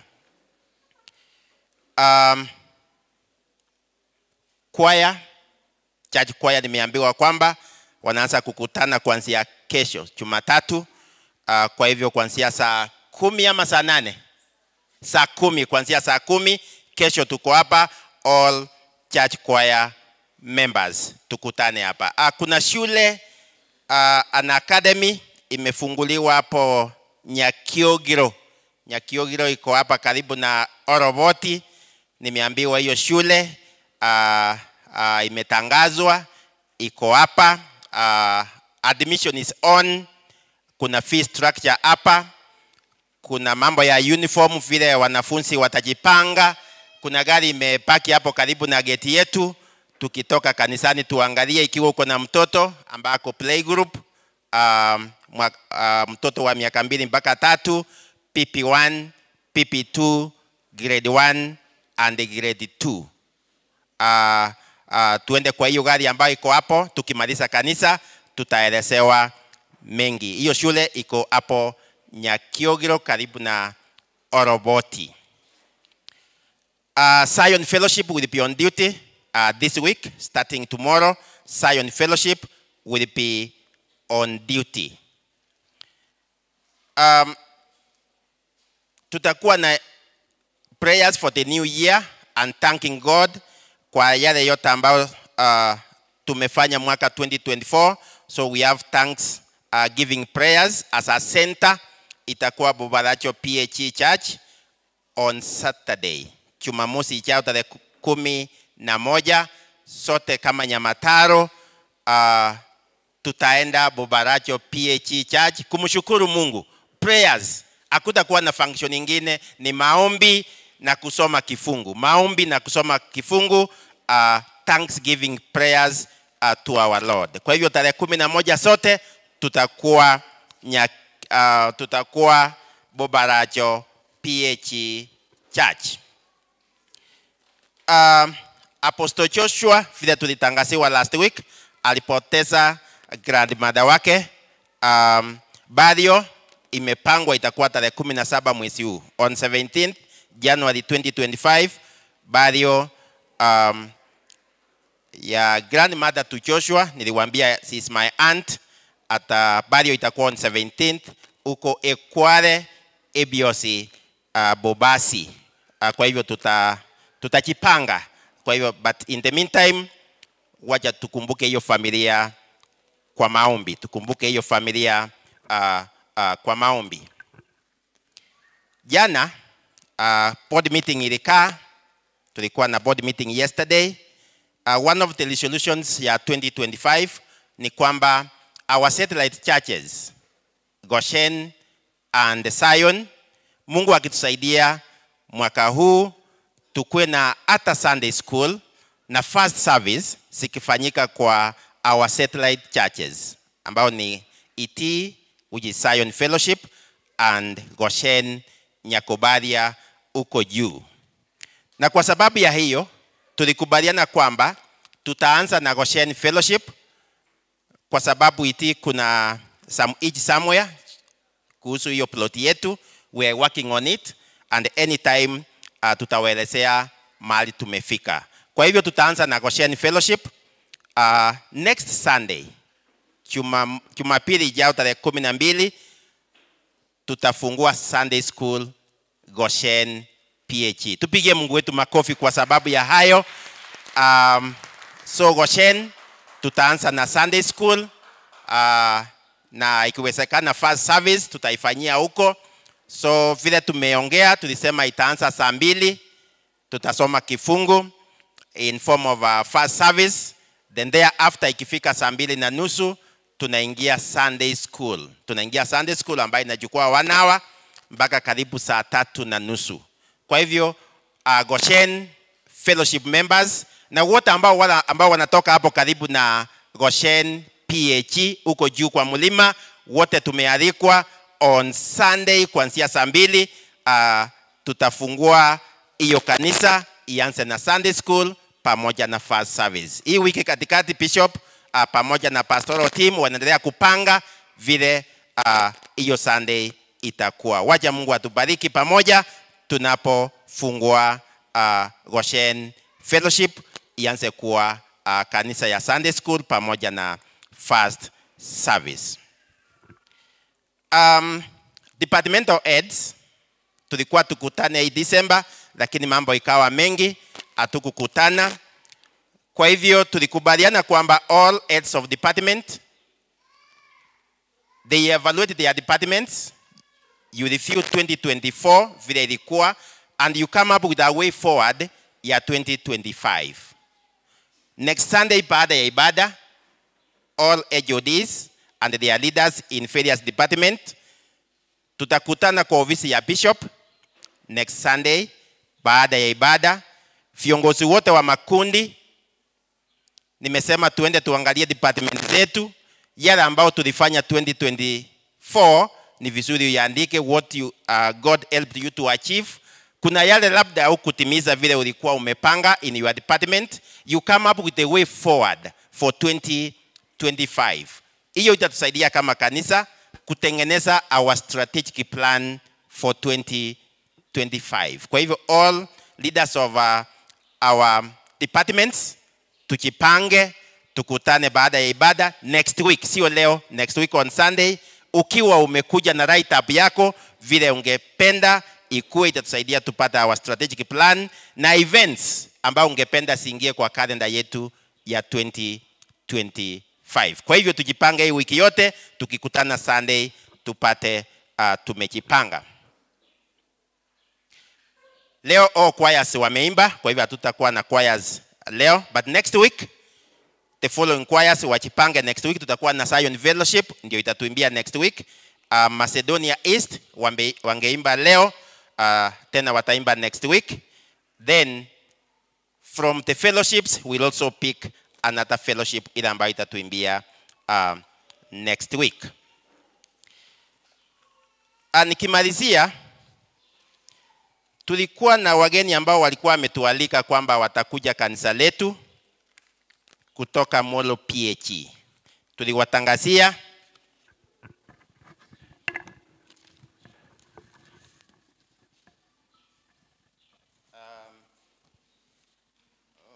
ni pesa. Tuliwatangazia ilikuwa mwezi wa 6 tarehe 25 ndio tuliwatangazia kwamba tungetembelewa na wageni kutoka Molo PHE na walikuwa wakuja hapa for benchmarking. Kama kanisa tukajipanga vile tutapokea wageni. Watu wakajitolea. Hii list niko nayo, iko na watu 107 wale ambao walijitolea tukingoja wageni. Wengine wakasema wataleta sukari, wengine wakasema tissue papers. Evans Nyandoma akasema ataleta njugu kwa wingi. Kuna wengine walisema wataleta mayai, maji, mboga. Watu 107. Bwana Yesu asifiwe. Lakini wageni wetu walikansel hiyo safari. Walisema watajipanga. Ilikuwa wakuje mwezi wa 8, tumejaribu kungoja wajipange, bado hawajajipanga. So kupitia kwa ofisi maybe ya bishop wakijipanga watatuambia. Lakini kuna pesa zilikuwa zimekusanywa hiyo siku. Kuna wale wali pledge na wengine walikuwa wana pledge wakitoa. Mtu ana pledge na anatoa pesa. Kwa hivyo ndio sababu nataka kuambia kwamba hiyo siku on 25th June wakati tulitangaza wale ambao walitoa pesa cash tulikusanya 3,900 ndio zilikuwa zimewekwa pamoja na hii list, zikawekwa kwa hii envelope, zikawekwa mahali, na kuna zingine zilitumwa kwa secretary wetu ndio tulipeana namba yake 3,400. 3,400 walituma kwa M-Pesa. 3,400 kwa secretary wetu wa kanisa Jacqueline Mbogani. Total ni 7,300. 7,300. Hiyo pesa tumeweka tukingoja kwamba Molo PHE itajipanga ikuje ndio tutangazie wengine wale ambao hawakuwa na wao watoe. Lakini sasa tuliamua hivi, hiyo pesa itatumika kwa mipangilio ya kanisa. The 7,300 itatumika, hatuwezi weka pesa sana, hata value ya hiyo pesa itaisha. Kitu tungenunua June na hiyo 7,300 sasa hizi ukienda unapata imeenda bei ya juu. So tutaitumia kwa mambo ya kanisa, na baadaye wageni wakipanga watakuja. List iko hapa, wale ambao walitoa wako hapa, wameandikwa vizuri. Tutajua, na wale ambao hawakutoa tuendelee kuomba Mungu kwa vile ulikuwa umeahidi kwamba wageni wakikuja utatoa, itakuwa vizuri. But in the meantime tutaweka hii majina yote kwa WhatsApp wall yetu. Ndio ujue kama ulikuwa umepledge, ujue ulikuwa umetoa, ile 500 yako ulitoa, iko, the money is intact, iko, lakini sasa itafanya kazi kwa kanisa. Bwana Yesu asifiwe. Nani angependa tumruhusie pesa yake? Ulitoa, unataka tukurudishie kwa sababu wageni hawakuja. Amen. Tupigie kanisa letu makofi. Asante. Sitatumika na sitatumika vizuri. Sitatumika kwa kanisa na sitatumika vizuri. Wacha Mungu awabariki sana tunaposhirikiana kwa kufanya kazi ya Bwana. Wakati huu ningependa nikaribishe wageni ambao wako kanisa letu siku ya leo. This is your first day to be in Nyamataro PHE. Najua sote ni wageni. This is a new year. All of us are visitors in the new year 2025. Lakini kuna yule ambaye leo ndio siku yake ya kwanza kuingia Nyamataro. Ama ulikuwa umeenda miezi 3, miezi 6, but today you are here. Ningependa usimame usalimie kanisa. Tupigie wageni wetu makofi. Our visitors, we love you. We appreciate for your coming. Wageni wetu mahali popote tulipo tusimame. Asante, asante. Amen, amen. Tupigie wageni wetu makofi. Sisi wote ni wageni siku ya leo. Na kwa sababu ya hiyo ningetambua mgeni tu mmoja kwa niaba ya wageni wote, kwa sababu sisi wote ni wageni, akuja salimie kanisa. Mama ako wapi? Okay. Salimie mgeni wetu vizuri. Nani yule amekaa karibu na mgeni? Karibishie huyo mgeni vizuri. Mwambie karibu sana Nyamataro. Asante sana. Baada ya ibada Baada ya ibada wageni wetu msikuwe na haraka kutoka. Tutakutana hapo karibu na huo mlango, tutajuana vizuri. Karibu sana mgeni wetu kwa kututembelea. Nilikuwa nimesema kwa niaba ya wageni wote, nilikuwa nimetaja jina Eunice. Eunice, kwa niaba ya wageni wote, kuja salimia kanisa mwaka mpya. Asante sana, tupigie Eunice makofi anapokuja, ni kwa sababu ya mwaka mpya, asalimie kanisa. Karibu sana mama.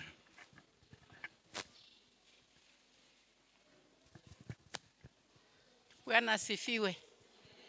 Bwana asifiwe kanisa. Happy New Year. Mbona magoko? Na mimi wacha nichukue wakati huu niambie Mungu asanti kwa sababu amekuwa mwaminifu, ametulinda. Ni furaha yangu kwa sababu kanisa yetu tunaendelea vizuri. Na waombea Mungu awabariki sana na muendelee kufanyia Bwana kazi. Hii mwaka ikuwe mwaka wa furaha, wa bidii mahali tunafanya kazi. Mungu awabariki sana na tuendelee kumfanyia kazi. Monena wakwe. Asante. Asante sana. Amen. Amen. Sasa ni wakati wa kumtolea Mungu sadaka zetu pamoja na fungu. But before that, kuna fellowship imechukua memory verse vizuri sana, ikaniguza. Bwana Yesu asifiwe. Fellowship ambayo imechukua memory verse kwa ekegusie, bagote ekegusie kenuke, ekegusie kiere. Bwana Yesu asifiwe. Na andale kubeka punctuations, koma seta keire, yani nategeza baka na igubuya. Hiyo ni fellowship gani? Gosheni, yule mama wa Washeni, yule ambaye alikuwa kwa memory verse. Na msawadi tu, usione kawaru. Ako wapi yule mama? Goshen memory verse. Goshen memory verse ayuko. Mpige makofi yako juu huko. Ai la mangana yo mutupaka na igubuya sana. Kekusige kenugire. Amen, amen, amen. Ayengwa kwa kikunere. Alichukua vizuri sana. Mpige makofi. Asante sana, asante sana. May God bless you so much. Amangana yo mutuwe kwa ila buya. Paka tiganya sago seni baba. Biya mano. May God bless. Asante sana ma asante. Ningependa tusimame, tumtolee Mungu saka zetu. Our tithes and offerings, tumtolee Mungu tukiongozwa na praise in worship kwa kuimba. Praise in worship, tuongoze kwa kutoa sadaka.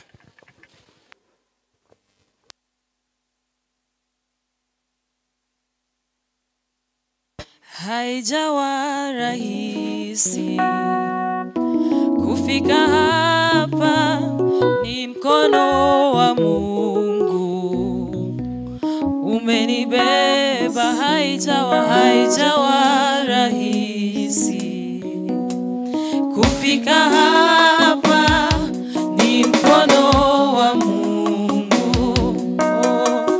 umenibeba.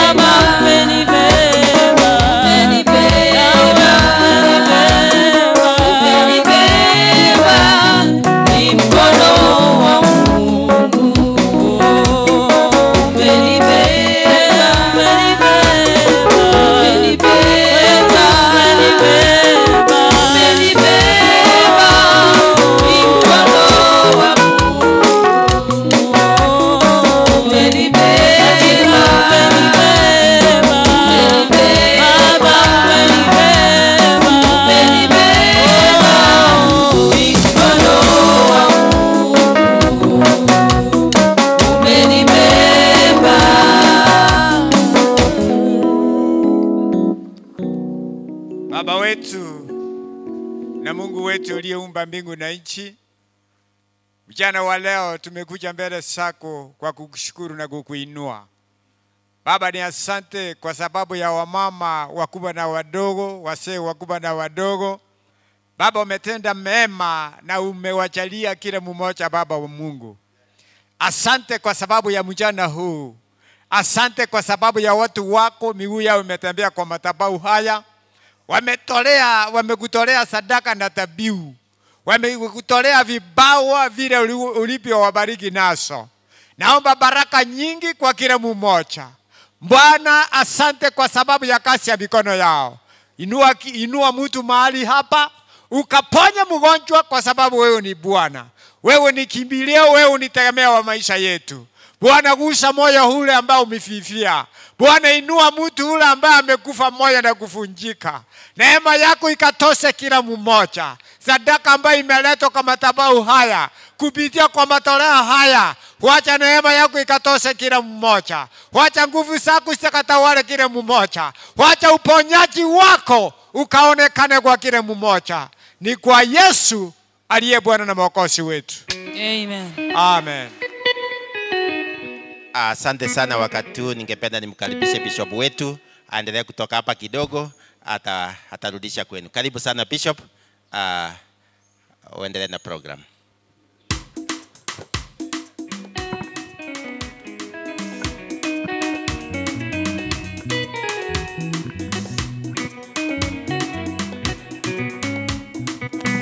Amen. Bwana asifiwe. Namshukuru Bwana kwa sababu ya neema yake, ameweza kutusaidia tumefika umbali huu, na Jehova Mungu ameweza kutusaidia tumefika mwaka wa 2025 kwa uwezo wa jina lake. Leo ikiwa ni Jumapili ya kwanza, na imekuwa ni Jumapili tumekuwa na mambo mengi ya kufanya. So tunaomba kwamba tuweze kuvumiliana na tuweze kubarikiwa pamoja kwa jina la Yesu. Nashukuru kwa sababu ya kwaya ambazo tumeweza kuimba, kukalili mambo ya memory verse pamoja na maswali kuulizwa. Nashukuru Mungu kwa sababu yenu. Bwana wabariki. Wageni walio katikati yetu pia karibu, ili tuweze kubarikiwa pamoja katika siku ya leo. Ni vizuri kuwa katika nyumba ya Bwana, na ninajua kwamba hatui hapa bure. Kuna kitu Mungu amesababisha katika maisha yako, na pia kuna kitu Mungu anaenda kutenda katika maisha yako kwa jina la Yesu. So nataka niweze kuingia moja kwa moja kwa tangazo moja mbili, alafu baadaye tutaenda kwa neno ili tuweze kubarikiwa kwa jina la Yesu Kristo. Ningependa niweze kuita majina ya, ukisikia nimeita jina lako unakuja mbele. Hii ni 2025. Reverend Daktari Julius Ojengo, ebu mtumishi wa Mungu kuja pande hii tu. Inamo mogako ita, na ndeni mzee wa kazi. Upande ule huko kwenda karibu na kaka. Nataka nimuite Deacon wetu Mark.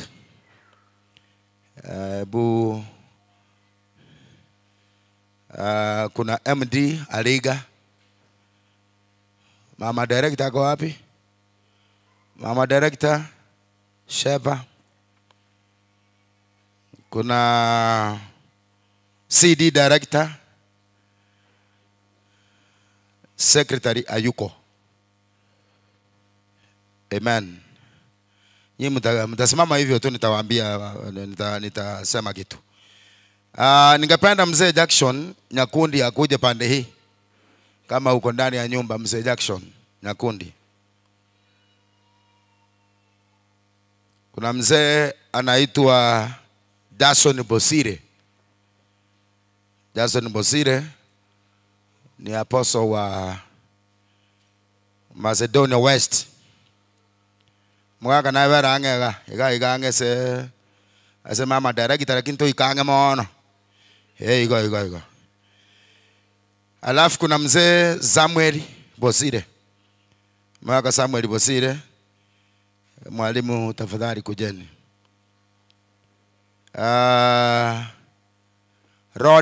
Roda Mbego. Roda Mbego nilimuona hapa kwa kwaya. Sijui kama ako. Kama uko ndani njooni tafadhali. Kuna treasurer wetu ambaye ni treasurer Dorcas Nyamari. Sijui kama ako hapa, lakini usiache kikapu ya pesa bila mlinzi. Ya uko hapo. Okay. Karibu sana. Wewe Dorcas utakaa karibu na huyo mama, naona ni kama umevalia uniform inafanana.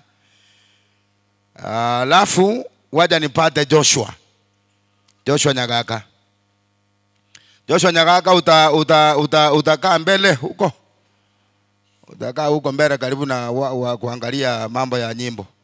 Wera abu goli liko jo igabu. Ningependa pia niweze kumpata anayeitwa Reverend Teresa. Teresa kuja, hebu kuja mbele. Kuja mbele ukae mkono wako zote huko. Kuna yule anaitwa Alex Mariga. Alex Mariga, na pia unaweza kuja mbele. Ukae karibu na huyo mama. Na huyo mama huyo hapo. Amen. Bwana asifiwe. Hawa nimewasimamisha hapa mbele. Nataka niweze kuwaweka katika mikononi mwa Bwana. Watakuwa wakitusaidia kazi ambayo ninaenda kuwaambia katika mwaka huu wa 2025 kwa uwezo wa Mungu. Hatuwezi peke yetu, lakini Bwana ako na nguvu kutusaidia tuweze kuyatenda mambo makubwa. So wale ambao nimewachagua katika mkoa, wale nitangulia kuita, ambaye kuna mchungaji Daktari Kengeti, hao watatusaidia katika, kuna mambo madogo yanatokea kanisani. Watu wamesosana hapa na pale, kuna kutoelewana mahali fulani. Wao watakuwa wanashughulikia hiyo mambo. Kama kuna kesi kidogo hiyo wanazungumza. Ikikuwa kubwa zaidi ndio inaletwa kwa bishop ama kwa board. So hao watatusaidia katika maeneo hayo ili kwamba Bwana akaweze kuwabariki. Nitawaombea. Alafu hawa wako hapa, hawa wako nyuma, waja hawa wa mbele. Mahali kuna mzee Nyakundi, kuna Bosire Jason pamoja na mzee Samuel, Madam Roda Mbego ama Hesbon na Mama Dorcas Nyamari. Hawa watatusaidia. Kanisa inapoendelea kukua kubwa, inahitaji kazi zingine zinafanywa na wengine. So watatusaidia katika mambo ya development. Hawa watatusaidia kuangalilia mambo ya vile tunaendelea. Nitakuja kuambia ni wanashughulikia nini. So watakuwa wanashughulikia kama tunataka kufanya kitu fulani. Hao ndio wanatusaidia na kuhakikisha kwamba kile tulisema kimeweza kuwa vizuri, alafu itakuwa poa kwa jina la Yesu Kristo. Pale wale ambao nimeweka mbele, huyo mwenye amevalia nguo madoadoa mfupi kwa wote anaitwa Nyagaka Joshua. Nimemweka hapo aweze kuwa, kanisa letu tumekuwa kwa muda hatujakuwa na coordinator wa fellowship. So sasa Nyagaka Joshua atakuwa kutusaidia kufanya coordination kwa apostles wetu ili kazi ya Bwana iweze kuendelea katika fellowship zetu zote. Kwa hivyo kwa uwezo Mungu, kwa uwezo wa Mungu atatusaidia na itakuwa vizuri na jina la Bwana litabarikiwa. Hao wengine wawili Pastor Teresa atasaidiana pamoja na Mama Director. Mama Director ako hapa. Huyu Mama Director ambaye ni apostle wa Zion watakuwa wakisaidiana na yeye kwa sasa pamoja na wale wa apostles wengine wako huku. So wengine kama ile baba Mama Director Omo bwato ko boko matebenga Jumatano ngai mogo jokolele meeting. Aserie dara Yesu Kristo. Alafu Mariga ataenda katika fellowship ya Mount Carmel. Watasaidiana pamoja na Florence Momanyi. Mariga ni mwalimu, anafanya hapa karibu daraja 2. So ninaamini kwamba Bwana atamsaidia na atafanya hiyo kazi. Kwa hebu mugeuke mniangalie tafadhali. Wana ligojalia isanile. Nataka niweze kutamka neno kwenu. Bwana awasaidie kwa kipindi mtakuwa katika kuwakilisha Mungu katika kanisa hili. Bwana awe pamoja na nyinyi. Amuko wazuri sana kuliko wale wengine wameketi pale. Lakini Bwana amewapa neema tu. Na kwa sababu ya neema hiyo mkaifanyie kazi. Tufanye kazi bila kulalamika, tufanye kazi. Tuhakikishe kwamba kanisa letu tena katika mwaka wa 2025 limeenda katika viwango vingine kwa jina la Yesu Kristo. Kwa hivyo Bwana awe pamoja na nyinyi na Bwana waonekanie mahali ambapo nitakuja fanya mkutano na nyinyi, niwaambie ni nini mnastahili kufanya ili kwamba kazi ya Bwana iende mbele kwa jina la Yesu. Tufunge macho tunapowaombea. Baba, nakushukuru kwa sababu wewe ni mwema kwetu. Matendo yako ni ya ajabu. Wewe ni baba yetu nasi tukiwa watoto wako.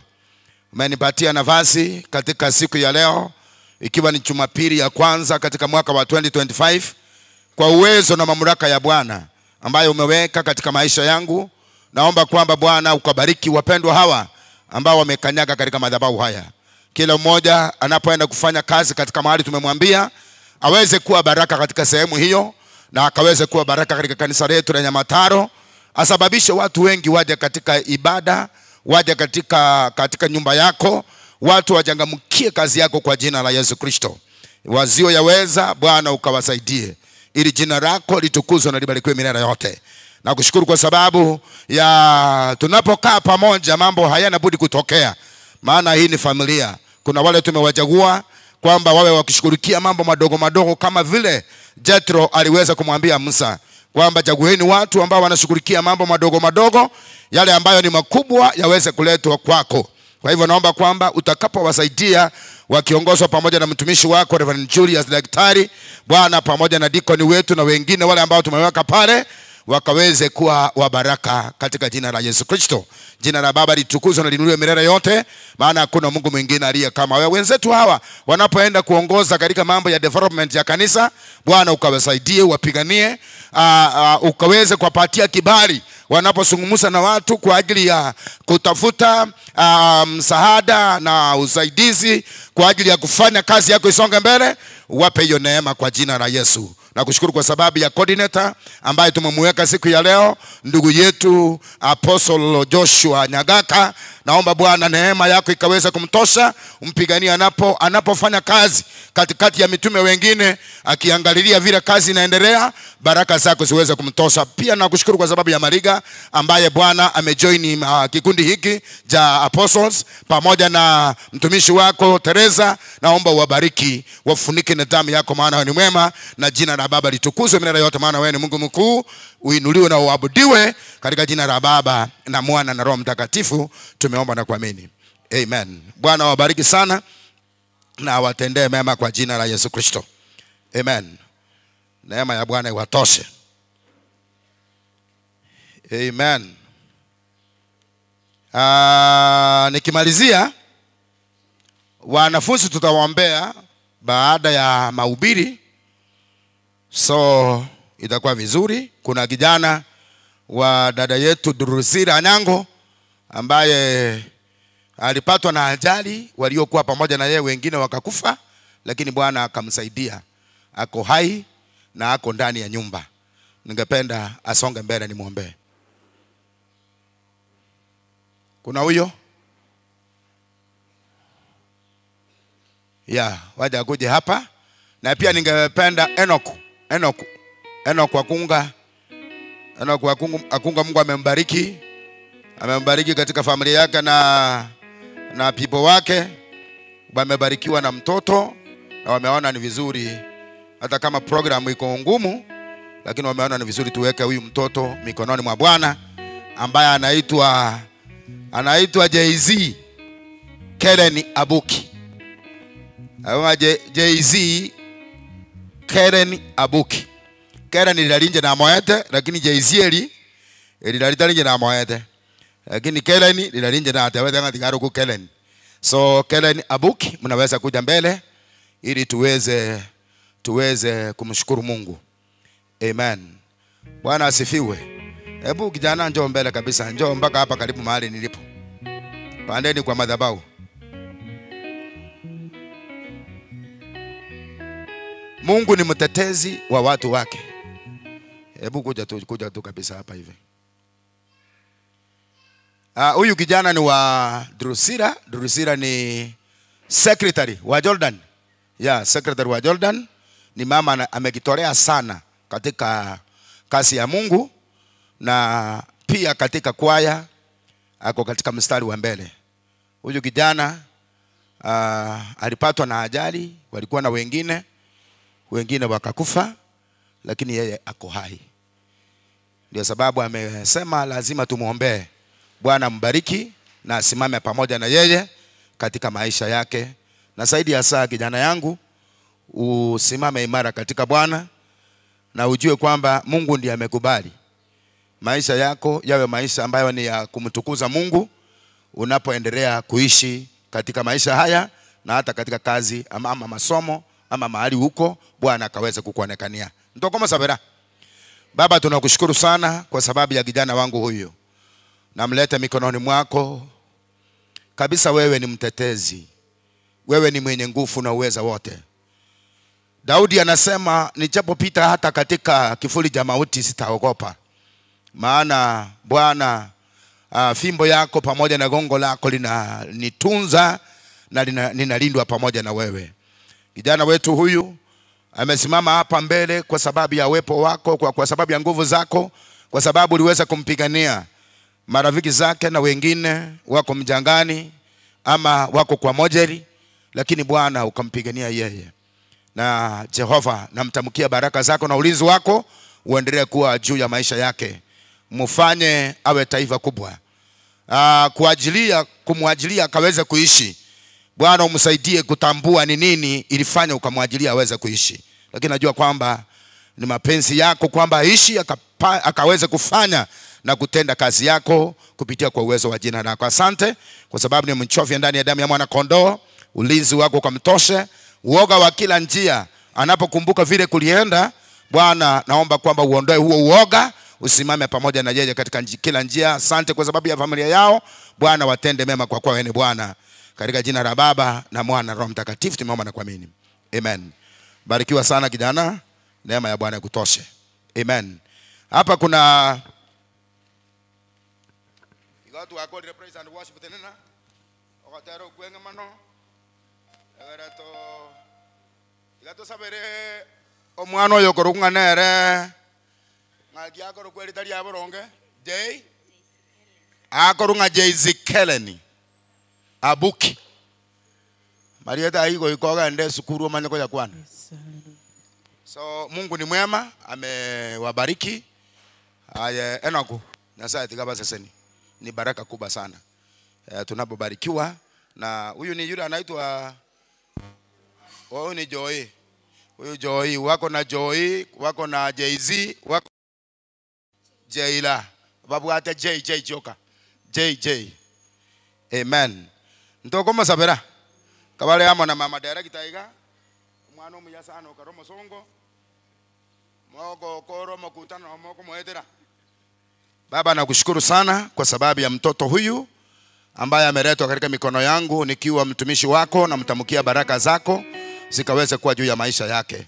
Zile baraka zinaandamana na watoto, Bwana ukaweze kumbariki nazo, ulinzi wako ukaweze kumtosha, ukamwepushe pamoja na mipango ya adui, ukaweze kumsaidia na kusimama pamoja na yeye anapoendelea kukua. Magonjwa yale ambayo yanafanya mashambulizi kwa watoto tunayakataa kwa jina la Yesu, yakapata kushindwa. Mtoto huyu nyota yake ikaweze kusimama, ikaweze kung'aa, na Bwana wa majeshi asiwe mkia bali awe kichwa kupitia kwa nguvu zako Mungu. Asante kwa yote na vyote, maana wewe ni mfalme mwenye uwezo na mamlaka, na kando yako hakuna Mungu mwingine. Haya ndio maombi yetu katika asubuhi ya leo. Bwana akakubariki, akaweze kwa jini ya ulinzi wako Jehova, ukamuonekanie awe kijwa hata katika masomo yake atakapofikia umri wa kwenda shuleni, na zaidi ya saa akaweze kuwa na kukaa katika nyumba yako. Haya ndio maombi yetu, na watoto wengine pia nimewaombea, wabariki, wafunike na damu ya Kristo. Wazazi wabariki, ukabariki kazi ya mikono yao ili wapate kitu cha kutunza watoto hawa.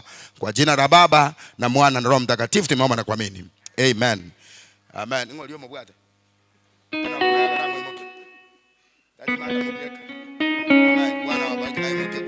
Asante kama senike gima, neema ya Bwana iwatoshe kwa jina la Yesu Kristo.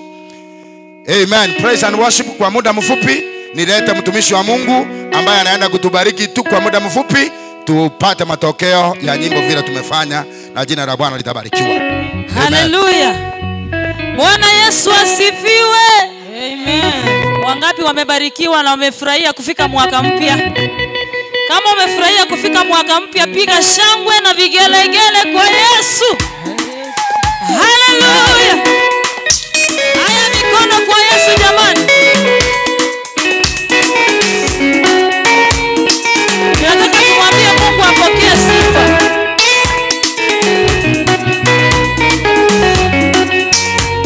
Pokea sifa Mungu wewe. Pokea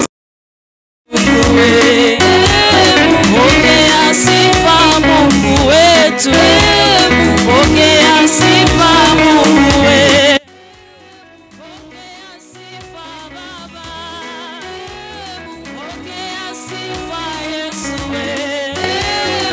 Oh, haleluya, amen, haleluya, amen, haleluya, amen, haleluya, oh, haleluya, amen.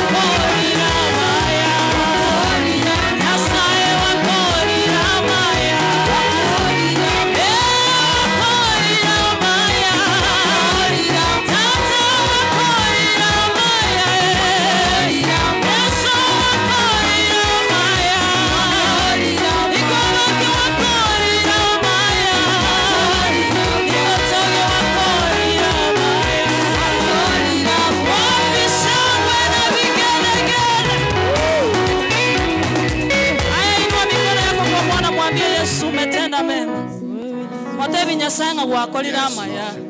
Kuangikiri umwaka oyo gwakolira amaya Nyasaye. Umenipa uhai asubuhi leo, umetenda mema. Umenipa kibali kuwa katika nyumba yako asubuhi leo, umetenda mema. Ni ombi langu ya kwamba uwepo wako uwe nami asubuhi leo.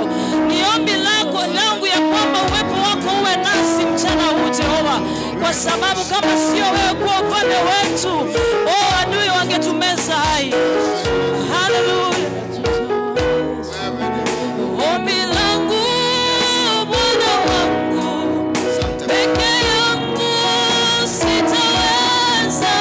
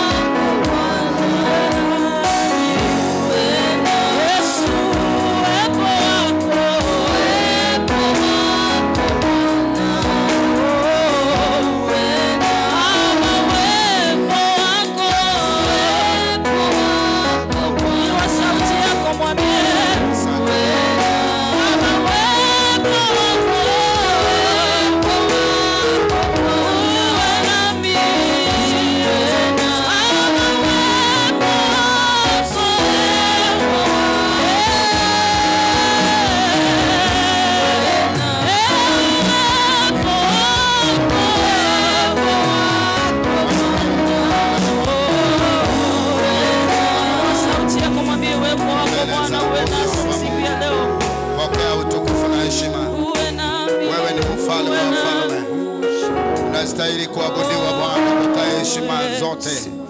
Matendo yako yamekuwa mema kwetu, na tunakushukuru kwa sababu umetusaidia. Tumeingia katika mwaka mpya Bwana, ikiwa ni Jumapili ya kwanza. Tuomba kwamba utuonekanie Bwana, usimame pamoja nasi, maana wewe ni mwema.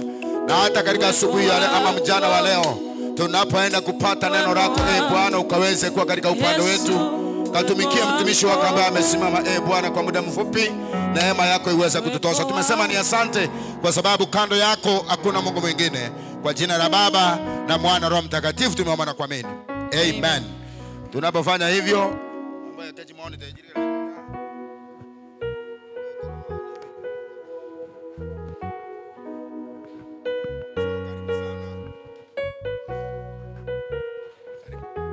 amen. Pigia Yesu makofi mazuri sana kwa sababu amen. Nashukuru Bwana kwa sababu ya asubuhi ya leo, na kwa sababu amenipatia kibali mara tena niwe mara hapa ili ya kwamba tukaweze kushiriki neno la Bwana. Bwana Yesu asifiwe. Najua ya kwamba muda wetu umeenda, lakini naomba ya kwamba Bwana akapate kutuongoza, Bwana akapate kunisaidia so that we can finish in a good time. Bwana asifiwe. Wale wageni ambao maybe mmekuja juzi na mjanifahamu, Reverend Ondiba Aristarchus kutoka Getunwa PAG. Bwana asifiwe. Bwana wabariki. Wamwendea Yesu kwa kusafiwa na kuoshwa kwa damu ya kondoo. Je, neema yake yatumwagiwa, umeoshwa kwa damu ya kondoo. Kuoshwa kwa damu itutakasayo ya kondoo. Siwe safi kuonye upe mno, umeoshwa kwa damu ya kondoo. Hatakapokuja bwana harusi, uwe safi kwa damu ya kondoo. Yavae kwenda mbinguni mavazi, yafuliwe kwa damu ya kondoo. Kuoshwa kwa damu itutakasayo ya kondoo. Siwe safi kuonye upe mno, umeoshwa kwa. Pia Yesu makofi mazuri. Nataka wasomi wazuri watatu, mmoja wa Kiingereza, mwingine wa Kiswahili na wa mwisho wa Kikisii, wanisomee kitabu cha Luka mtakatifu mlango wa kwanza mstari wa 26 through number 38. Bwana asifiwe na Bwana atusaidie asubuhi ya leo. The book of St. Luke chapter number 1 verse number 26 through 38. Nani amepata? Wasomi wazuri. Yes, what is your version? Come forward please. Huyu anasoma Kikisii. Wapi wa Kiswahili? Kiswahili tafadhali. Ni huyo anaruka ama mwingine? Can I have somebody in English? Wacha tumishi atasoma. Can you read your Kikisii tafadhali? Biblia goteba omotienyi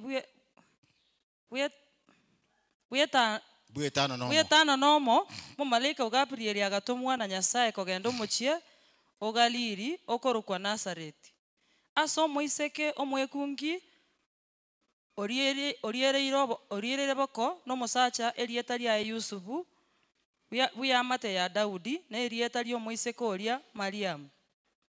Agacha asara akabora.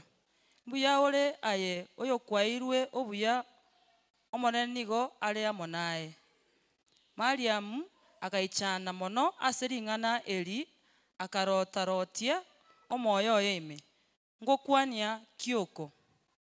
Omomalaika akamotebia, toiroka Mariamu, ekiagera kwanyorire obuya ase Nyasaye. Rora nobe morito noibere omwana omoisia nomoroka erieta riaye Yesu. Oyo naba omonene narokwa omwana oyo ore igoro mono, na omonene Nyasaye namoa ekerogo obonene gia Daudi sokoro yaye. Nagambere enyomba ya Yakobo goika kare na kare, nonya noboruoti bwaye tibokoba nomoerio. Mariamu akaboria omomalaika oria, nakirira abe ring'ana eri ekiagera tindaba na musacha.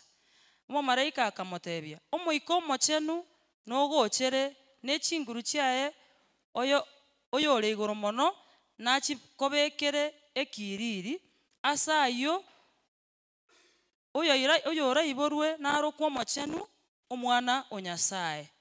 Rora Elizabeti mwamate o nere boigo nare noborito bwa omwana omoisia ase obogotu bwaye, na omotienyi oyo noyo bwetano nomo asere oyo orogetwe omogomba. Naki ing'ana tiriri ritanyarekane ase Nyasaye. Mariamu akabora, rora inche no moiseke omosomba bwa omonene, abe asende buna ring'ana riao. Omomalaika akaimoka korwa asare. Amen. Gokwana iga Luke 1:26.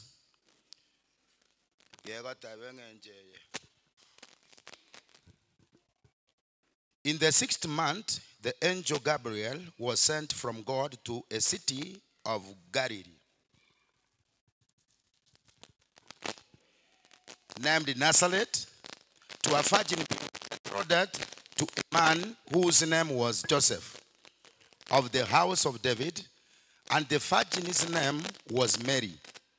And he came to her and said, "Greetings, O favored one, the Lord is with you." But she was greatly troubled at the saying, and tried to discern what sort of greetings this might be. And the angel said to her, "Do not be afraid, Mary, for you have found favor with God.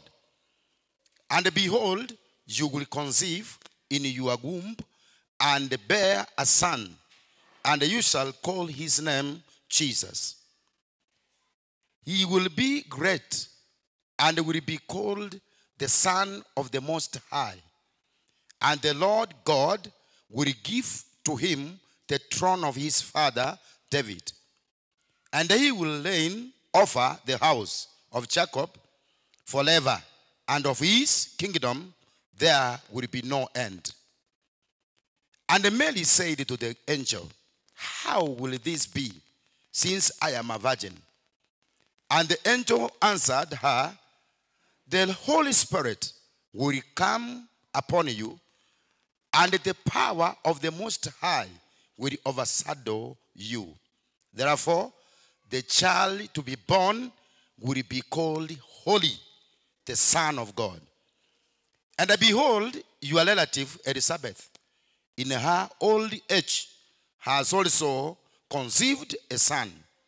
And this is the 6th month with her who was called barren."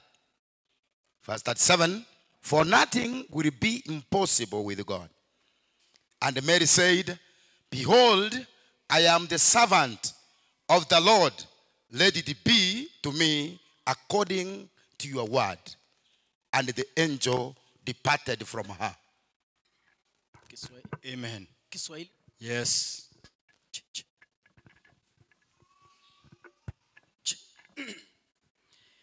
Biblia inasema Luka mtakatifu sura ya 1 mstari wa 26.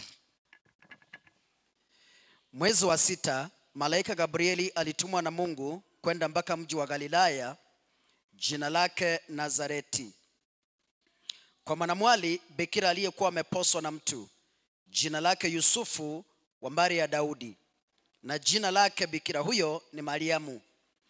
Akaingia nyumbani kwake akasema, salamu, uliyepewa neema, Bwana yu pamoja nawe. Naye akafadhaika sana kwa ajili ya maneno yake. Akawaza moyoni, salamu hii ni ya namna gani? Malaika akamwambia, usiogope Mariamu, kwa maana umepata neema kwa Mungu. Tazama, utachukua mimba na kuzaa mtoto mwanamume, na jina lake utamuita Yesu. Huyo atakuwa mkuu, ataitwa mwana wa aliye juu, na Bwana Mungu atampa kiti cha enzi cha Daudi baba yake. Ataimiliki nyumba ya Yakobo hata milele, na ufalme wake utakuwa hauna mwisho. Mariamu akamwambia malaika, litakuwaje neno hili, maana sijui mme? Malaika akajibu akamwambia, Roho Mtakatifu atakujilia juu yako, na nguvu zake aliye juu zitakufunika kama kivuli. Kwa sababu hiyo, hicho kitakachozaliwa kitaitwa kitakatifu, mwana wa Mungu.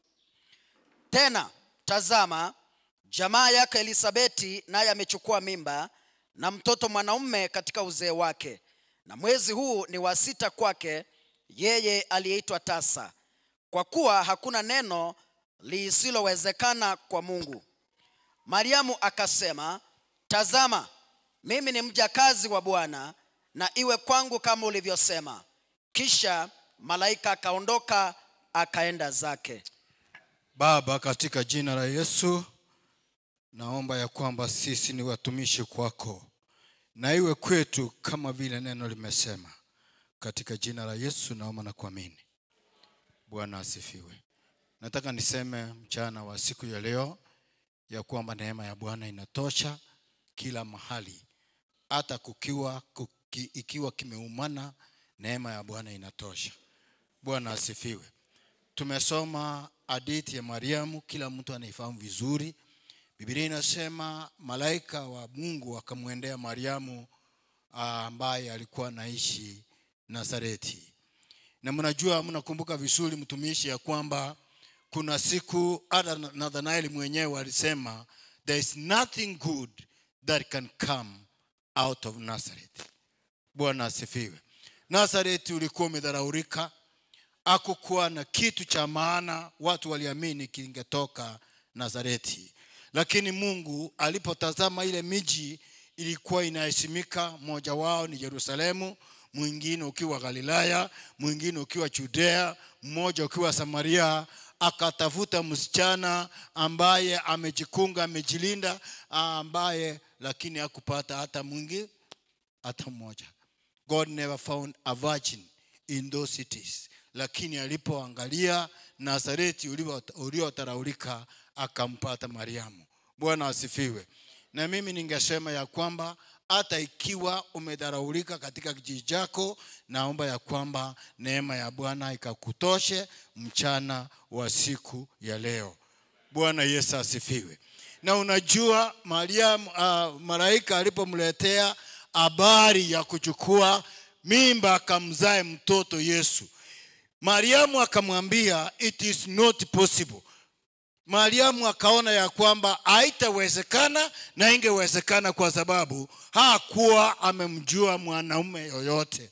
Lakini malaika wa Bwana akamwambia ya kwamba hiyo inajulikana mbinguni, na Bwana ameamua ya kwamba Roho wa Bwana atakufunika, na uwezo wa Bwana utakujia wewe, na utachukua mimba ya Roho Mtakatifu. Na mimi natangaza kutoka madhabahu haya mchana wa siku ya leo, kuna vitu vingi vimesindikana katika maisha yako. Kuna kazi unataka kuzifanya katika maisha yako, kamtendee Bwana, lakini unyonge mkubwa umekujia. Mchana wa siku ya leo tunataka kuomba ya Bwana ya kwamba Roho wa Bwana akupatie uzito ili ya kwamba ukatende kazi ya Bwana.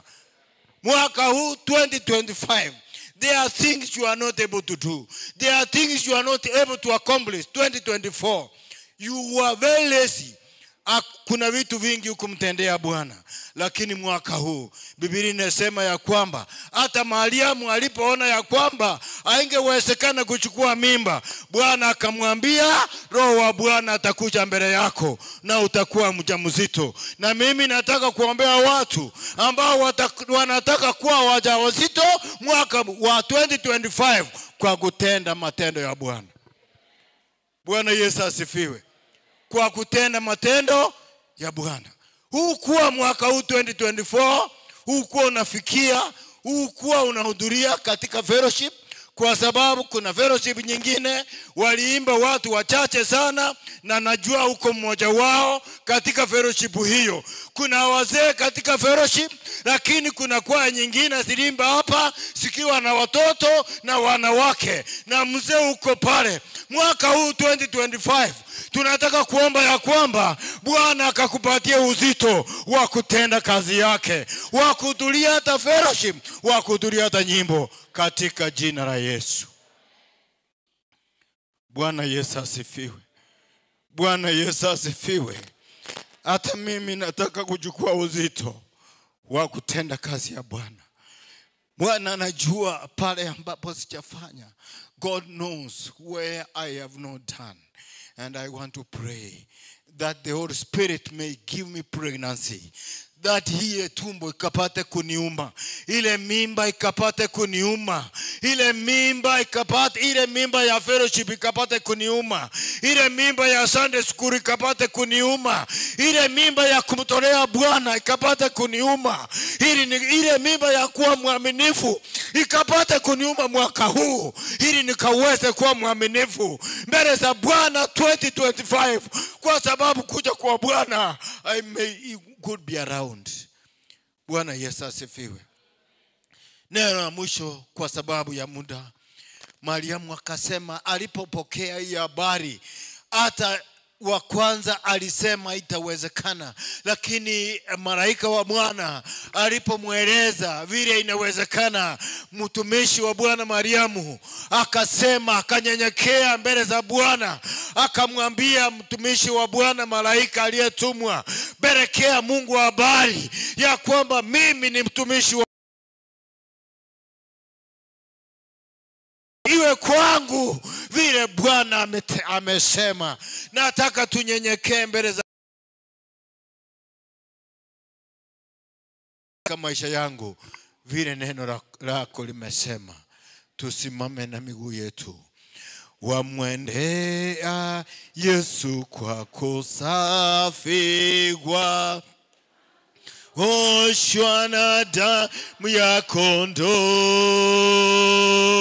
je, neema yako yatumwagwa, umeoshwa kwa damu ya kondoo, kuoshwa kwa damu itutakasayo ya kondoo,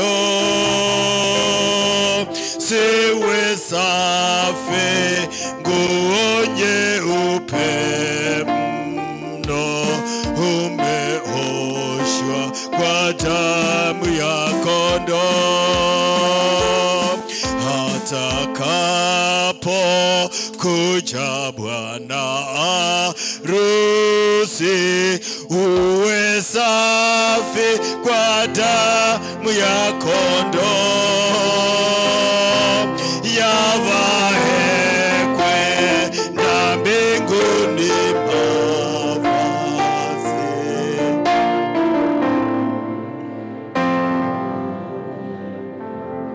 Naomba ya kwamba katika mambo yote, katika shida zote, katika ugumu wote, katika changamoto zote tunazozipitia, Bwana akatupatia roho wake akaweze kukufunika mama uliye mahali pale, ambayo unashughulika, ambayo unahangaika na maisha yako. Roho wa Bwana akakapata kukufunika na ukachukue uzito, ili ya kwamba ukaweze kushughulikia kazi ya Bwana katika jina la Yesu.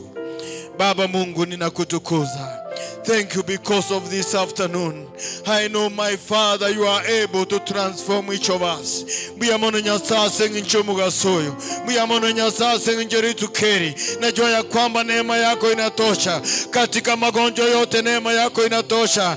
Katika unyonge wa kila zita Bwana neema yako inatosha. Katika kila madharau yote neema yako inatosha Bwana.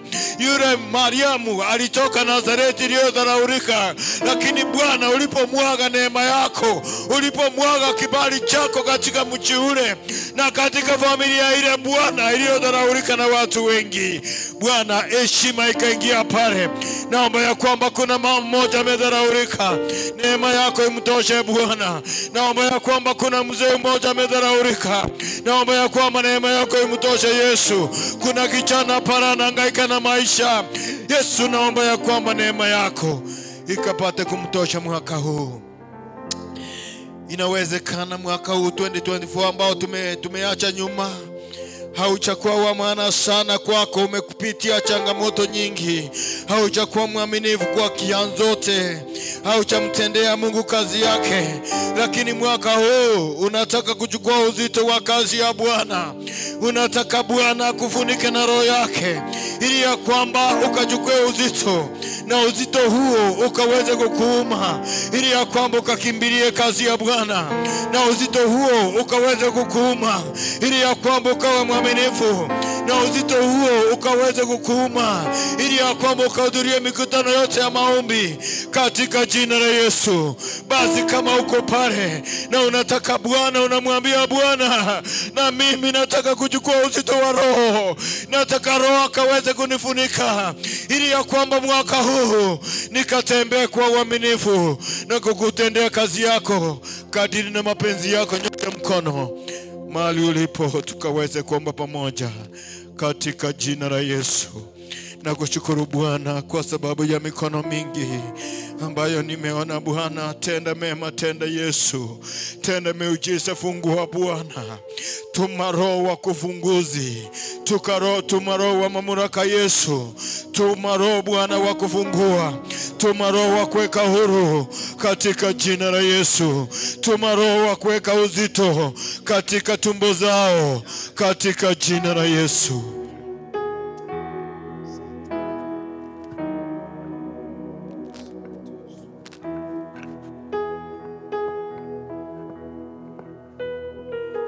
Tukiwa tumefunga macho yetu katika neno hili ambalo tumeweza kulipokea, wakati Mary alikuwa amesohea kwamba mtoto kupatikana lazima mwanamume na mwanamke wakutane, lakini Mungu ikawa amekuja kwa staili nyingine. Kuna vitu unaweza kuona vilivyo vigumu katika maisha yako, lakini kwa Mungu inawezekana. Kuna vile watu walijua Elizabeth kwamba yeye ni tasa, wakamuongea sana, lakini kwa uwezo wa Mungu akamsaidia, akachukua mimba na ushindi wa Bwana ukaonekana. Tukiwa tumeinua mikono yetu juu hivyo, mwaka huu wa 2025, waja yale ambao tuliona ni magumu katika mwaka uliopita yakawezekana katika mwaka huu. Waja kitu kikaumbike katika maisha yako katika mwaka wa 2025. Uchukue mimba fulani ya kazi ya Mungu, na Mungu akaweza kulete mabadiliko makubwa, aondoe aibu ya kila njia kupitia kwa uwezo wa jina lake. Vile watu waliweza kukuita majina mwaka jana, wakajua kwamba wewe ni tasa, hauwezi kuendelea, hauwezi kufanya hili na lile, iweze kuwa ni kinyume. Maana ni mwaka Bwana anatupeleka katika maeneo yale ambayo hatujatembea kamwe, katika jina la Yesu Kristo. Baba, nakushukuru kwa sababu ya andiko hili mtumishi wako ameweza kulisoma. Baraka nyingi sana. Malaika Gabriel aliposema kwamba Mary utapata mtoto, na ikawa hivyo. Alipomwendea Elizabeth akamwambia utapata, na akapata. Na tunaomba kwamba mwaka huu yale ambayo Bwana tunahitaji katika mioyo yetu yale ambayo tunahitaji katika familia zetu, yale ambayo tunahitaji katika kanisa letu, yale ambayo tunahitaji Jehova Mungu ukaweze kutusaidia yakatendeke, tuyaone kwa macho kwa jina la Yesu Kristo. Chochote unataka kisaliwe kikasaliwe katika mwaka huu. Neema yako ikatutoshe, utuonekanie, utuponye magonjwa ambayo Bwana yametusumbua, ukaweze kusimama pamoja na mtu amekosa tumaini katika mwaka huu wa 2025, awe na sababu ya kusema kwamba kweli Bwana amenitendea mema. Asante kwa kuwa wewe ni Bwana wa mabwana na kando yako hakuna Mungu mwingine. Bariki mtumishi wako ambaye ameweza kutuzungumzia. Tunapoendelea kwa muda mfupi kupata matokeo ya vile tumefanya, tunaomba kwamba ukabariki kila moja na kila muumini akabarikiwe kwa jina la Baba na Mwana na Roho Mtakatifu. Tumeomba na kuamini. Amen. Amen. Amen. Bwana akubariki sana mtu wa Mungu kwa kusikiza neno, na ni asante mtumishi wa Mungu Reverend Aristarchus Ondiba ambaye ameweza kutuletea neno la Bwana kwa jina la Yesu. Kuna mtumishi wa Mungu Nyakundi Reverend, ni rafiki yetu hapa, anakujanga hapa sana, na karibu sana mtumishi wa Mungu. Mungu akubariki kabisa kwa jina la Yesu Kristo. Kwa sababu ya muda, niruhusu niweze kuenda moja kwa moja kupeana wale ambao walikuwa wanatushughulikia kukagua nyimbo, kuuliza maswali, kuangalia mambo ya memory verse na vitu kama hivyo, waweze kutuletea matokeo ili tuweze kufanya maombi ya mwisho, tuweze kumaliza mkutano wetu. Karibu sana. Agera Yesu chinko vya seri taria monene.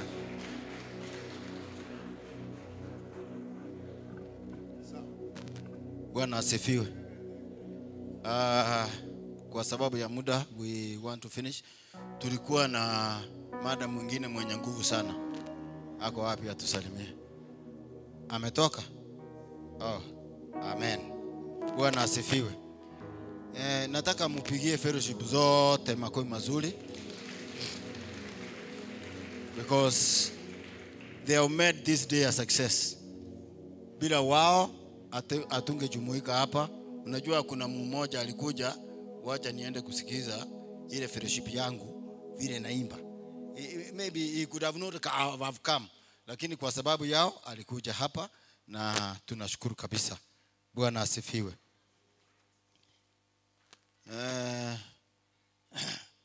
Ndaye tena nje kwa sawadi abantu babere bamangana y'omutu. Bwana asifiwe. Kero, it is common sense. It does not need a burial liga. It does not need you to go to school. Kero mokote moire verse 1 to 10. Muna mure ya muasangera mure bane moira 1 to 10. Alafu huyo anaamuka anakalili peke yake. Who has done a great job. Isini yule mmoja. Kuna watu wawili. Kuna watu wawili. Bwana Yesu asifiwe. Kulikuwa na kijana mmoja, sijui ni fellowship gani, na yule mama alipeleka Kikisi wakuje hapa.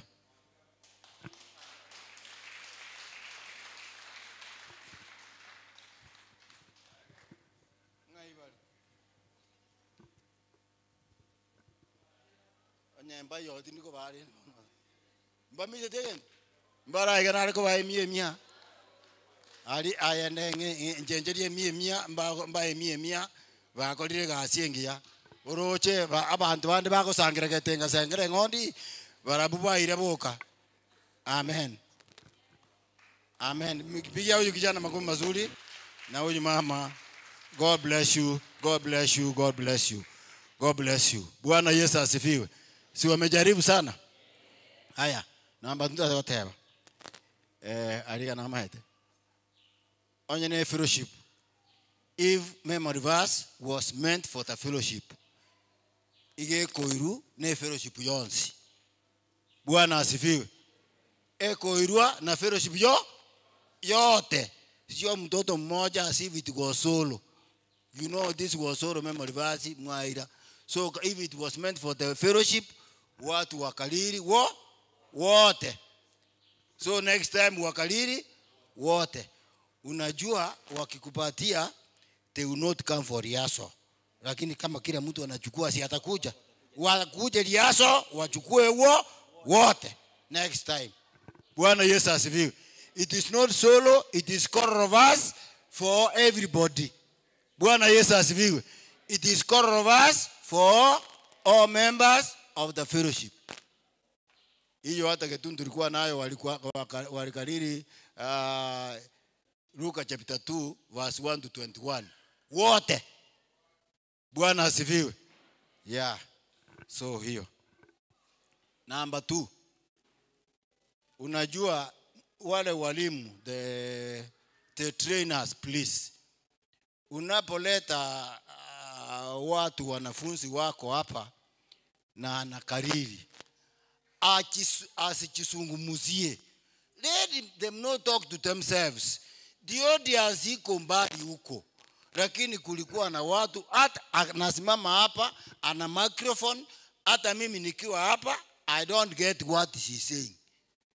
So instead of embarrassing you, na assume tu, na assume na nabokwa ebintu nabia bikwa okara. Na amanyanga ina mangana oyo mutu kwa koira, it was not meant for the audience. Bwana Yesu asifiwe. You must consider the audience we are getting you. We are here for you and we want to listen and get a message from you. Bwana Yesu asifiwe. Number 3, clarity of words and pronunciation. For example, dingana ndira omongino libeke kusiaira na ali maki sana. Ngakumura abwate amachikaya.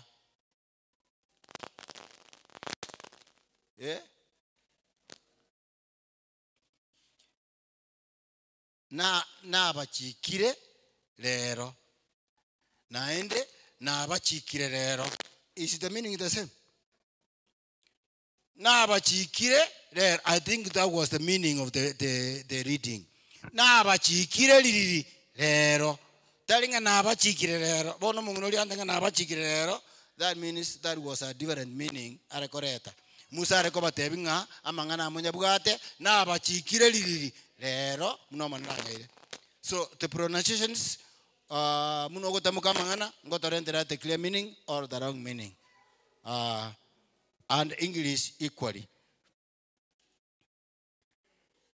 And then when you are reciting, please, songo, be clear. Let us get the clarity of words because we want to be clear of the message. Bwana Yesu asifiwe. Because kama umeambiwa waende ujifunze, iko kujifunza. Taribo mukarani. For example, nkora rande seito tariga.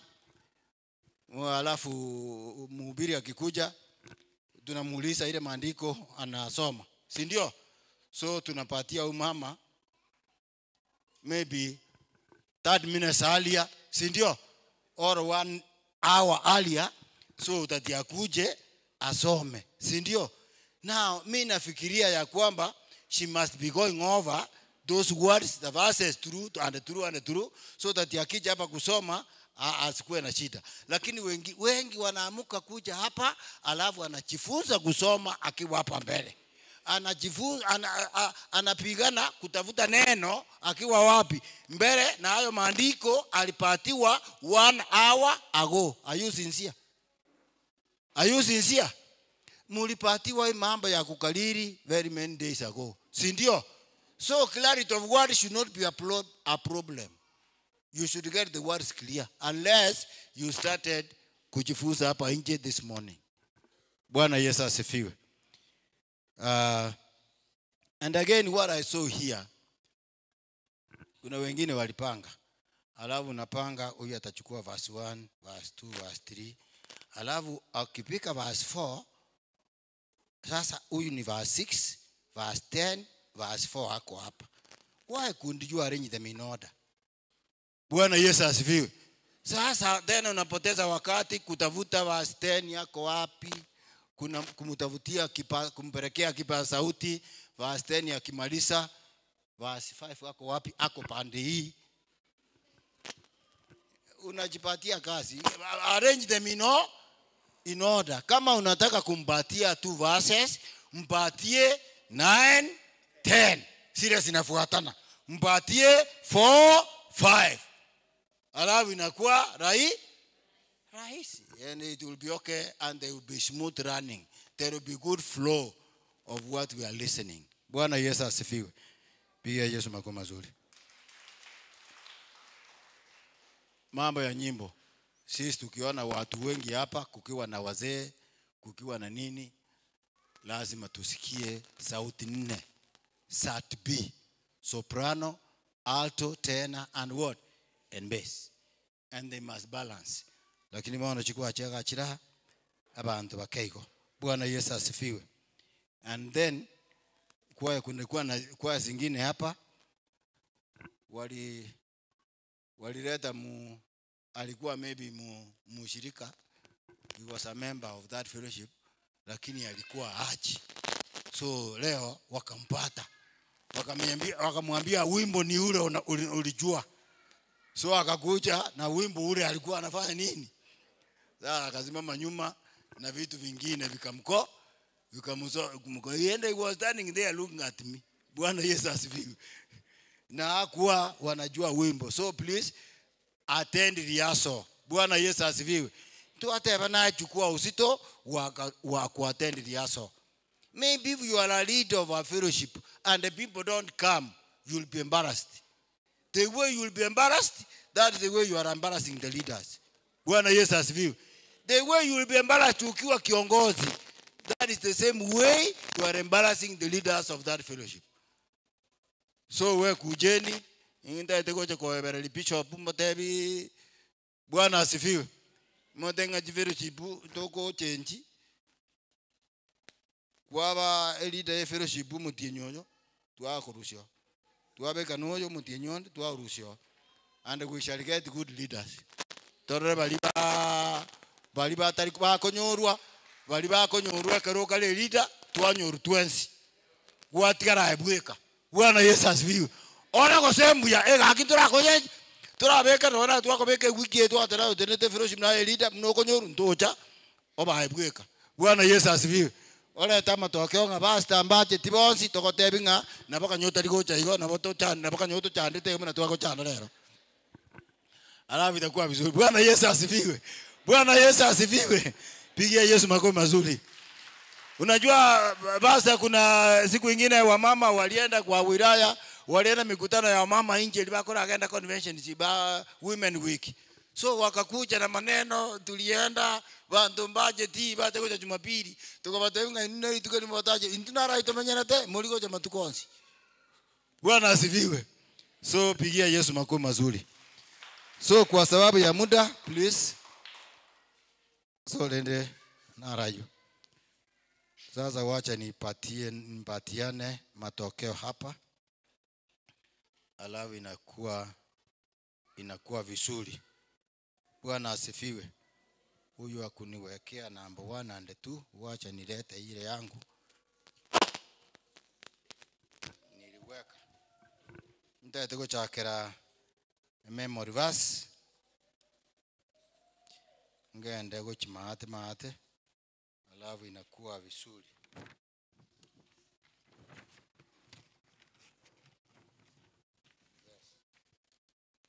Memory verse. I was marking out of 20. So number 9 was Macedonia West with 14. Wapige makofi. They were 11 choirs lakini mbili kuna fellowship moja iliimba. Hiyo ya karamba 10. Fellowship yale kwa Chimeki 11 eroneke kuyaleta. You do it participate they were 9. So that's what I'm talking of, number 9. Sawa.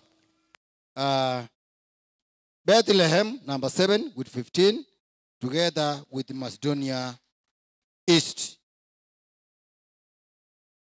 Number 5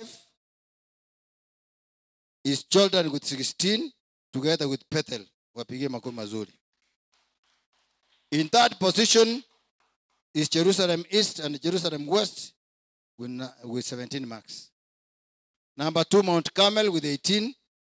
Goshen number 1, 19 marks. That is memory verse. Bwana asifiwe.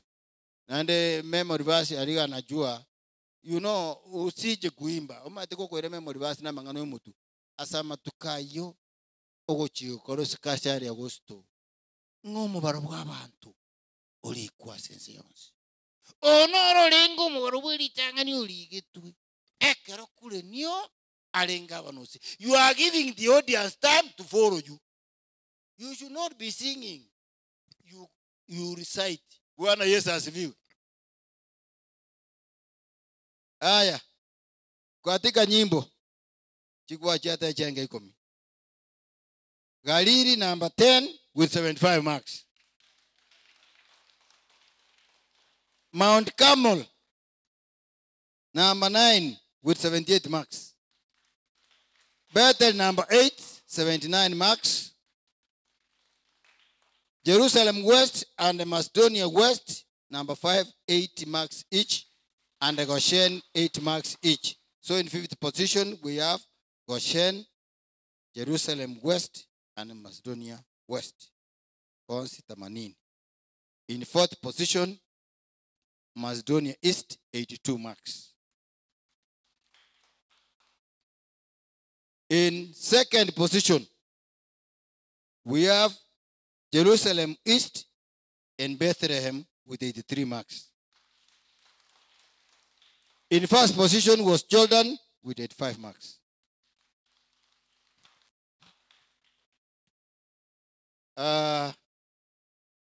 Amangana mwako boli kugaiga.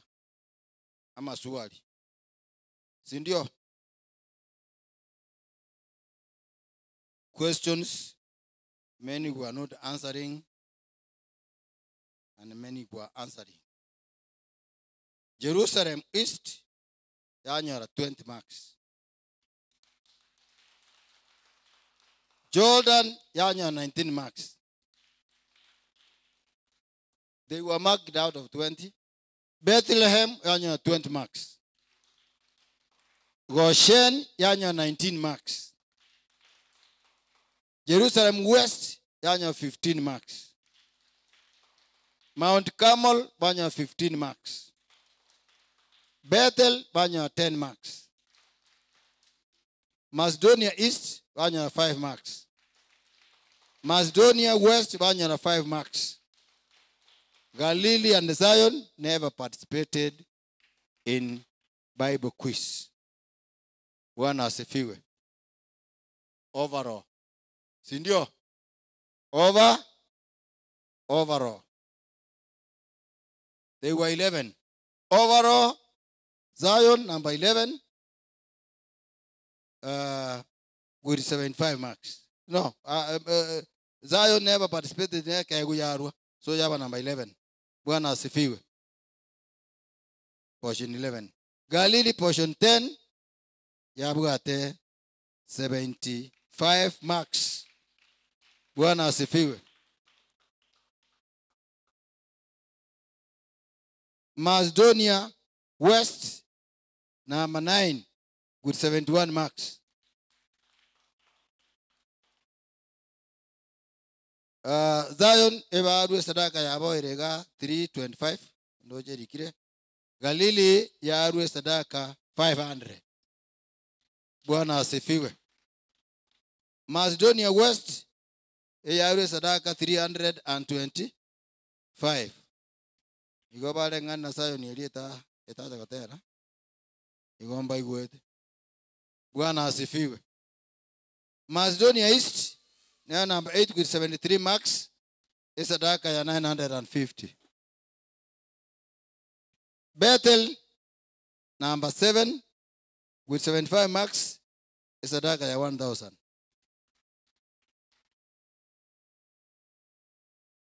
Number 6 was Mount Carmel with 79. Sadaka ya 265. Jerusalem West, number 5, with 80 marks, Sadaka 835. Goshen, number 3, with 84 marks, Sadaka ya 795. In that position also was Bethlehem with 84 marks, Sadaka ya 1135. In first position is Jerusalem East together with Jordan with 86 marks. Jordan sadaka ya 890. Jerusalem East sadaka ya 1220. God bless you so much. Nani anapokea hii? Amen. Neema ya Bwana ikapate kuwatosha.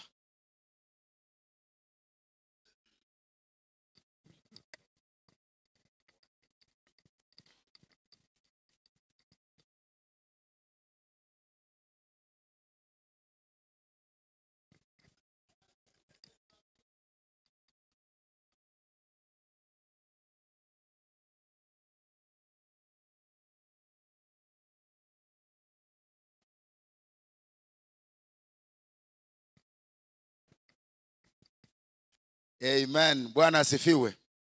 Nashukuru kwa sababu mmekuwa wavumilivu kabisa. Mwaremere ilimo tindarorera abantu bakosoka. Nyasaye tikabaziseni, Mungu akawatendee mema. Kwa sababu tumemalizia, tunataka kupeana zawadi, vikombe vyetu ambao viko hapa. Lakini leo tutafanya azimio la umoja. Kama umekuwa number 1, wawili mnasema kikombe moja. So kuna hii inaitwa Jerusalem East pamoja na Jordan, wakuje mbele. Jerusalem East pamoja. Apostles kuja. Kuja number 1. 1 mnakuja tu hivyo. Hiyo ndio inaonyesha upendo. Moda ke monya ko te baninga ki ege ko genda mo na inture ara to akruwe na ende mambi na inu to kitoa. Amen. Kuja tu hapa hivi. Ama mnataka members wakuje?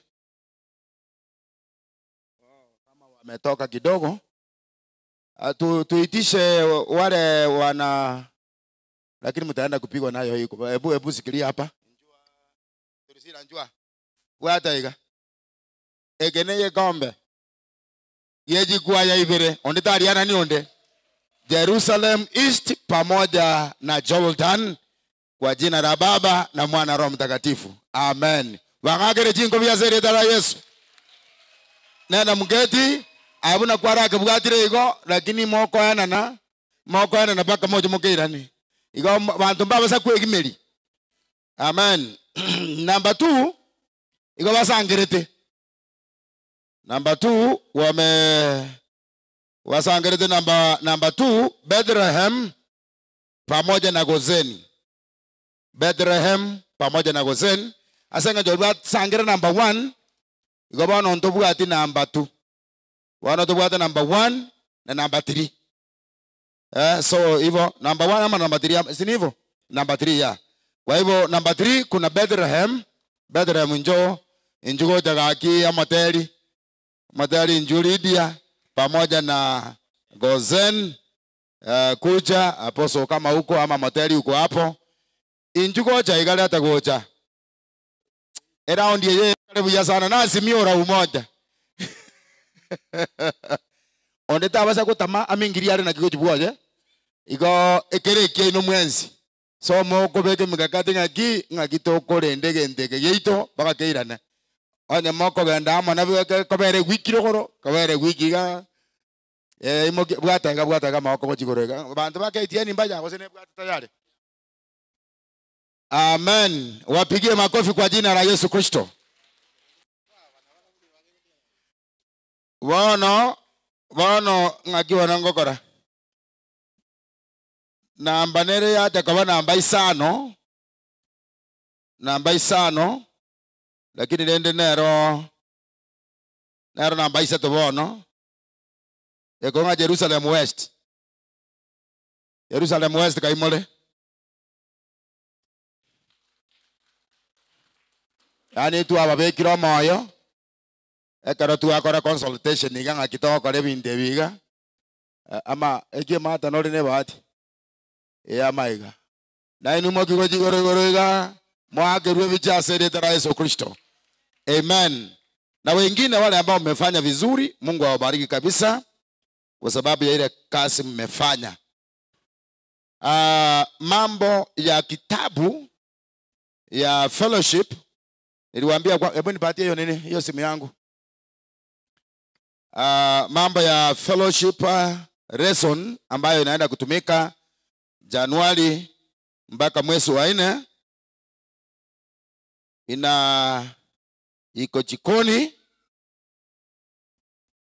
iko jikoni kabisa, ni vile haijafika hapa. Tumekubaliana na timu yetu kwamba tutaipeana ama tutailonja officially siku ya Jumapili. Inaonekana hivi, inaonekana iko na rangi ya aina hii, inasema The Holy Spirit, the Nyamataro PAG Church, Series 1, January to April 2025. Acts chapter number 2 verse 4. Lakini memory verse inatoka kutoka Acts chapter number 2 verse 1 mpaka verse 8. Then turuke tuende chapter verse 17 and 18. Lakini ile sasa itakuwa rahisi kusoma hapa. And all of them were filled with the Holy Spirit and they began to speak in other tongues as the Spirit of God enabled them. Amen. So hiyo ndio itakuwa lesson yetu Januari mpaka mwezi wa 4. Tutakuwa tunazungumzia kuhusu Roho Mtakatifu wa Mungu ama mtu wa tatu katika uungu, na naamini kwamba itakuwa ya baraka kwetu.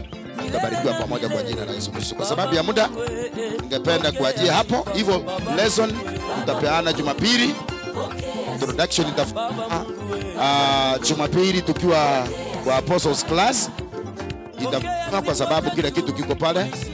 Alafu tutakuja hapa Toronto visari na ikaweze kuwa vizuri kwa jina la Yesu. Kwa hayo mengi na majaje, ningependa tuweze kuajia hapa ili tuweze kuweka maombi ya kumaliza mkutano wetu, ibada yetu, na jina la Bwana litabarikiwa. Kwa heshima kubwa nimlete mtumishi wa Mungu Reverend Daktari akaweze kutumalizia kwa maombi kwa jina la Yesu Kristo. Bwana asifiwe. Tunaombea watoto pia, wanafunzi wetu wote washuke chini, wale wako juu na wale wako hapa chini, songa mbele tuweze kuwaombea, tuwatuma shuleni. Tunapo subiri watoto waje hapa mbele, nataka tuimbe hakuna Mungu kama wewe, hakuna Mungu kama wewe. Tukiwasubiri watoto, hakuna Mungu kama wewe, hakuna Mungu kama wewe, hakuna Mungu kama wewe, ewe Mungu wangu. Oh, hakuna Mungu kama wewe, hakuna Mungu kama wewe, hakuna Mungu kama wewe, ewe Mungu wangu. Wewe ni Alfa na Omega, wewe ni Alfa na Omega, wewe ni Alfa na Omega, ewe Mungu wangu. Nasema asante, nasema asante. Naona bado young boys and girls behind the church. Nataka wote msonge hapa, ukiwa college, ukiwa elementary school, nataka wote wasonge hapa mbele. If you are going back to school next week, unaenda elementary school, junior, secondary, senior, college, university, all our students, all our young people to move in front and we pray for you. Thank you for coming.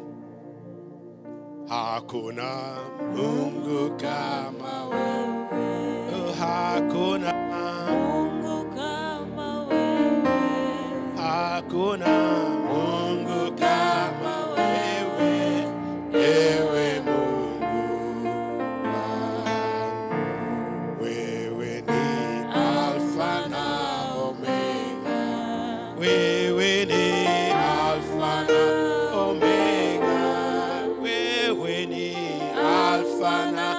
Omega, ewe Mungu wangu, twasema asante, twasema asante, twasema asante, ewe Mungu wangu, twasema asante, twasema asante, twasema asante, ewe Mungu wangu. Naomba watoto wetu wote, our youths, you kneel down as we pray for you, and then we finish our church service. These are a great blessing to parents, and we thank God for you as you go back to school. We are praying that you become champions of discipline.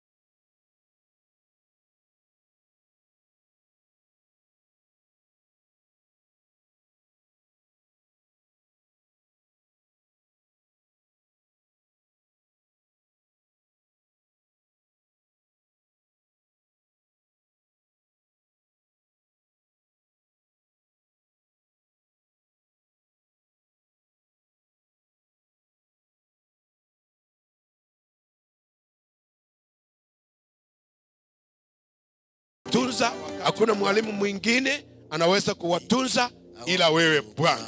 Sisi kama wazazi wao, sisi kama viongozi wa kanisa lao, tunakuamini Bwana na tunawakabidhi mikononi mwako.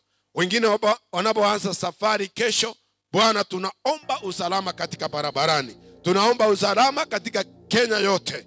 Tunaomba usalama katika vioni mwao. Tunaomba usalama katika mashuleni mwao. Bwana, tunatangaza kwamba watakuwa wakupendeza, hata walimu wao wataona kwamba hao ni watoto wana nidhamu. Tunawakabidhi mikononi mwako Bwana, hata katika masomo yao wasaidie, kwa sababu neno lako linasema umewapa roho wa nguvu, roho wa hekima ukae juu yao. Bwana, tunasema ni asante, umekuwa nasi tangu mwanzo wa ibada yetu ya siku ya leo. Hata tunapoachana Bwana, natangaza kwamba utaenda nasi vile umekuwa nasi kwa siku ambazo zimepita. Naombea wazazi Bwana, wanaposhughulika Bwana kutafuta karo, wewe ndiye Mungu mshindi. Fanya njia zako katika jina la Yesu Bwana, kwamba watafikia malengo yao ya kulipa karo na kutimiza mahitaji ya watoto wao, kwa sababu ni baraka, na baraka neno lako linasema unaleta baraka bila huzuni wowote, bila kusumbuka. Naomba kwamba kupitia kwa milango ile ambayo imefichika, kila mzazi atafurahi na kukupa sifa na utukufu. Tunapotoka Bwana, enda nasi katika jina la Yesu tumeomba na hata kuamini. Amen. Amen. Mbarikiwe mnapoenda shuleni. Mungu awe nanyi. Amen. Amen.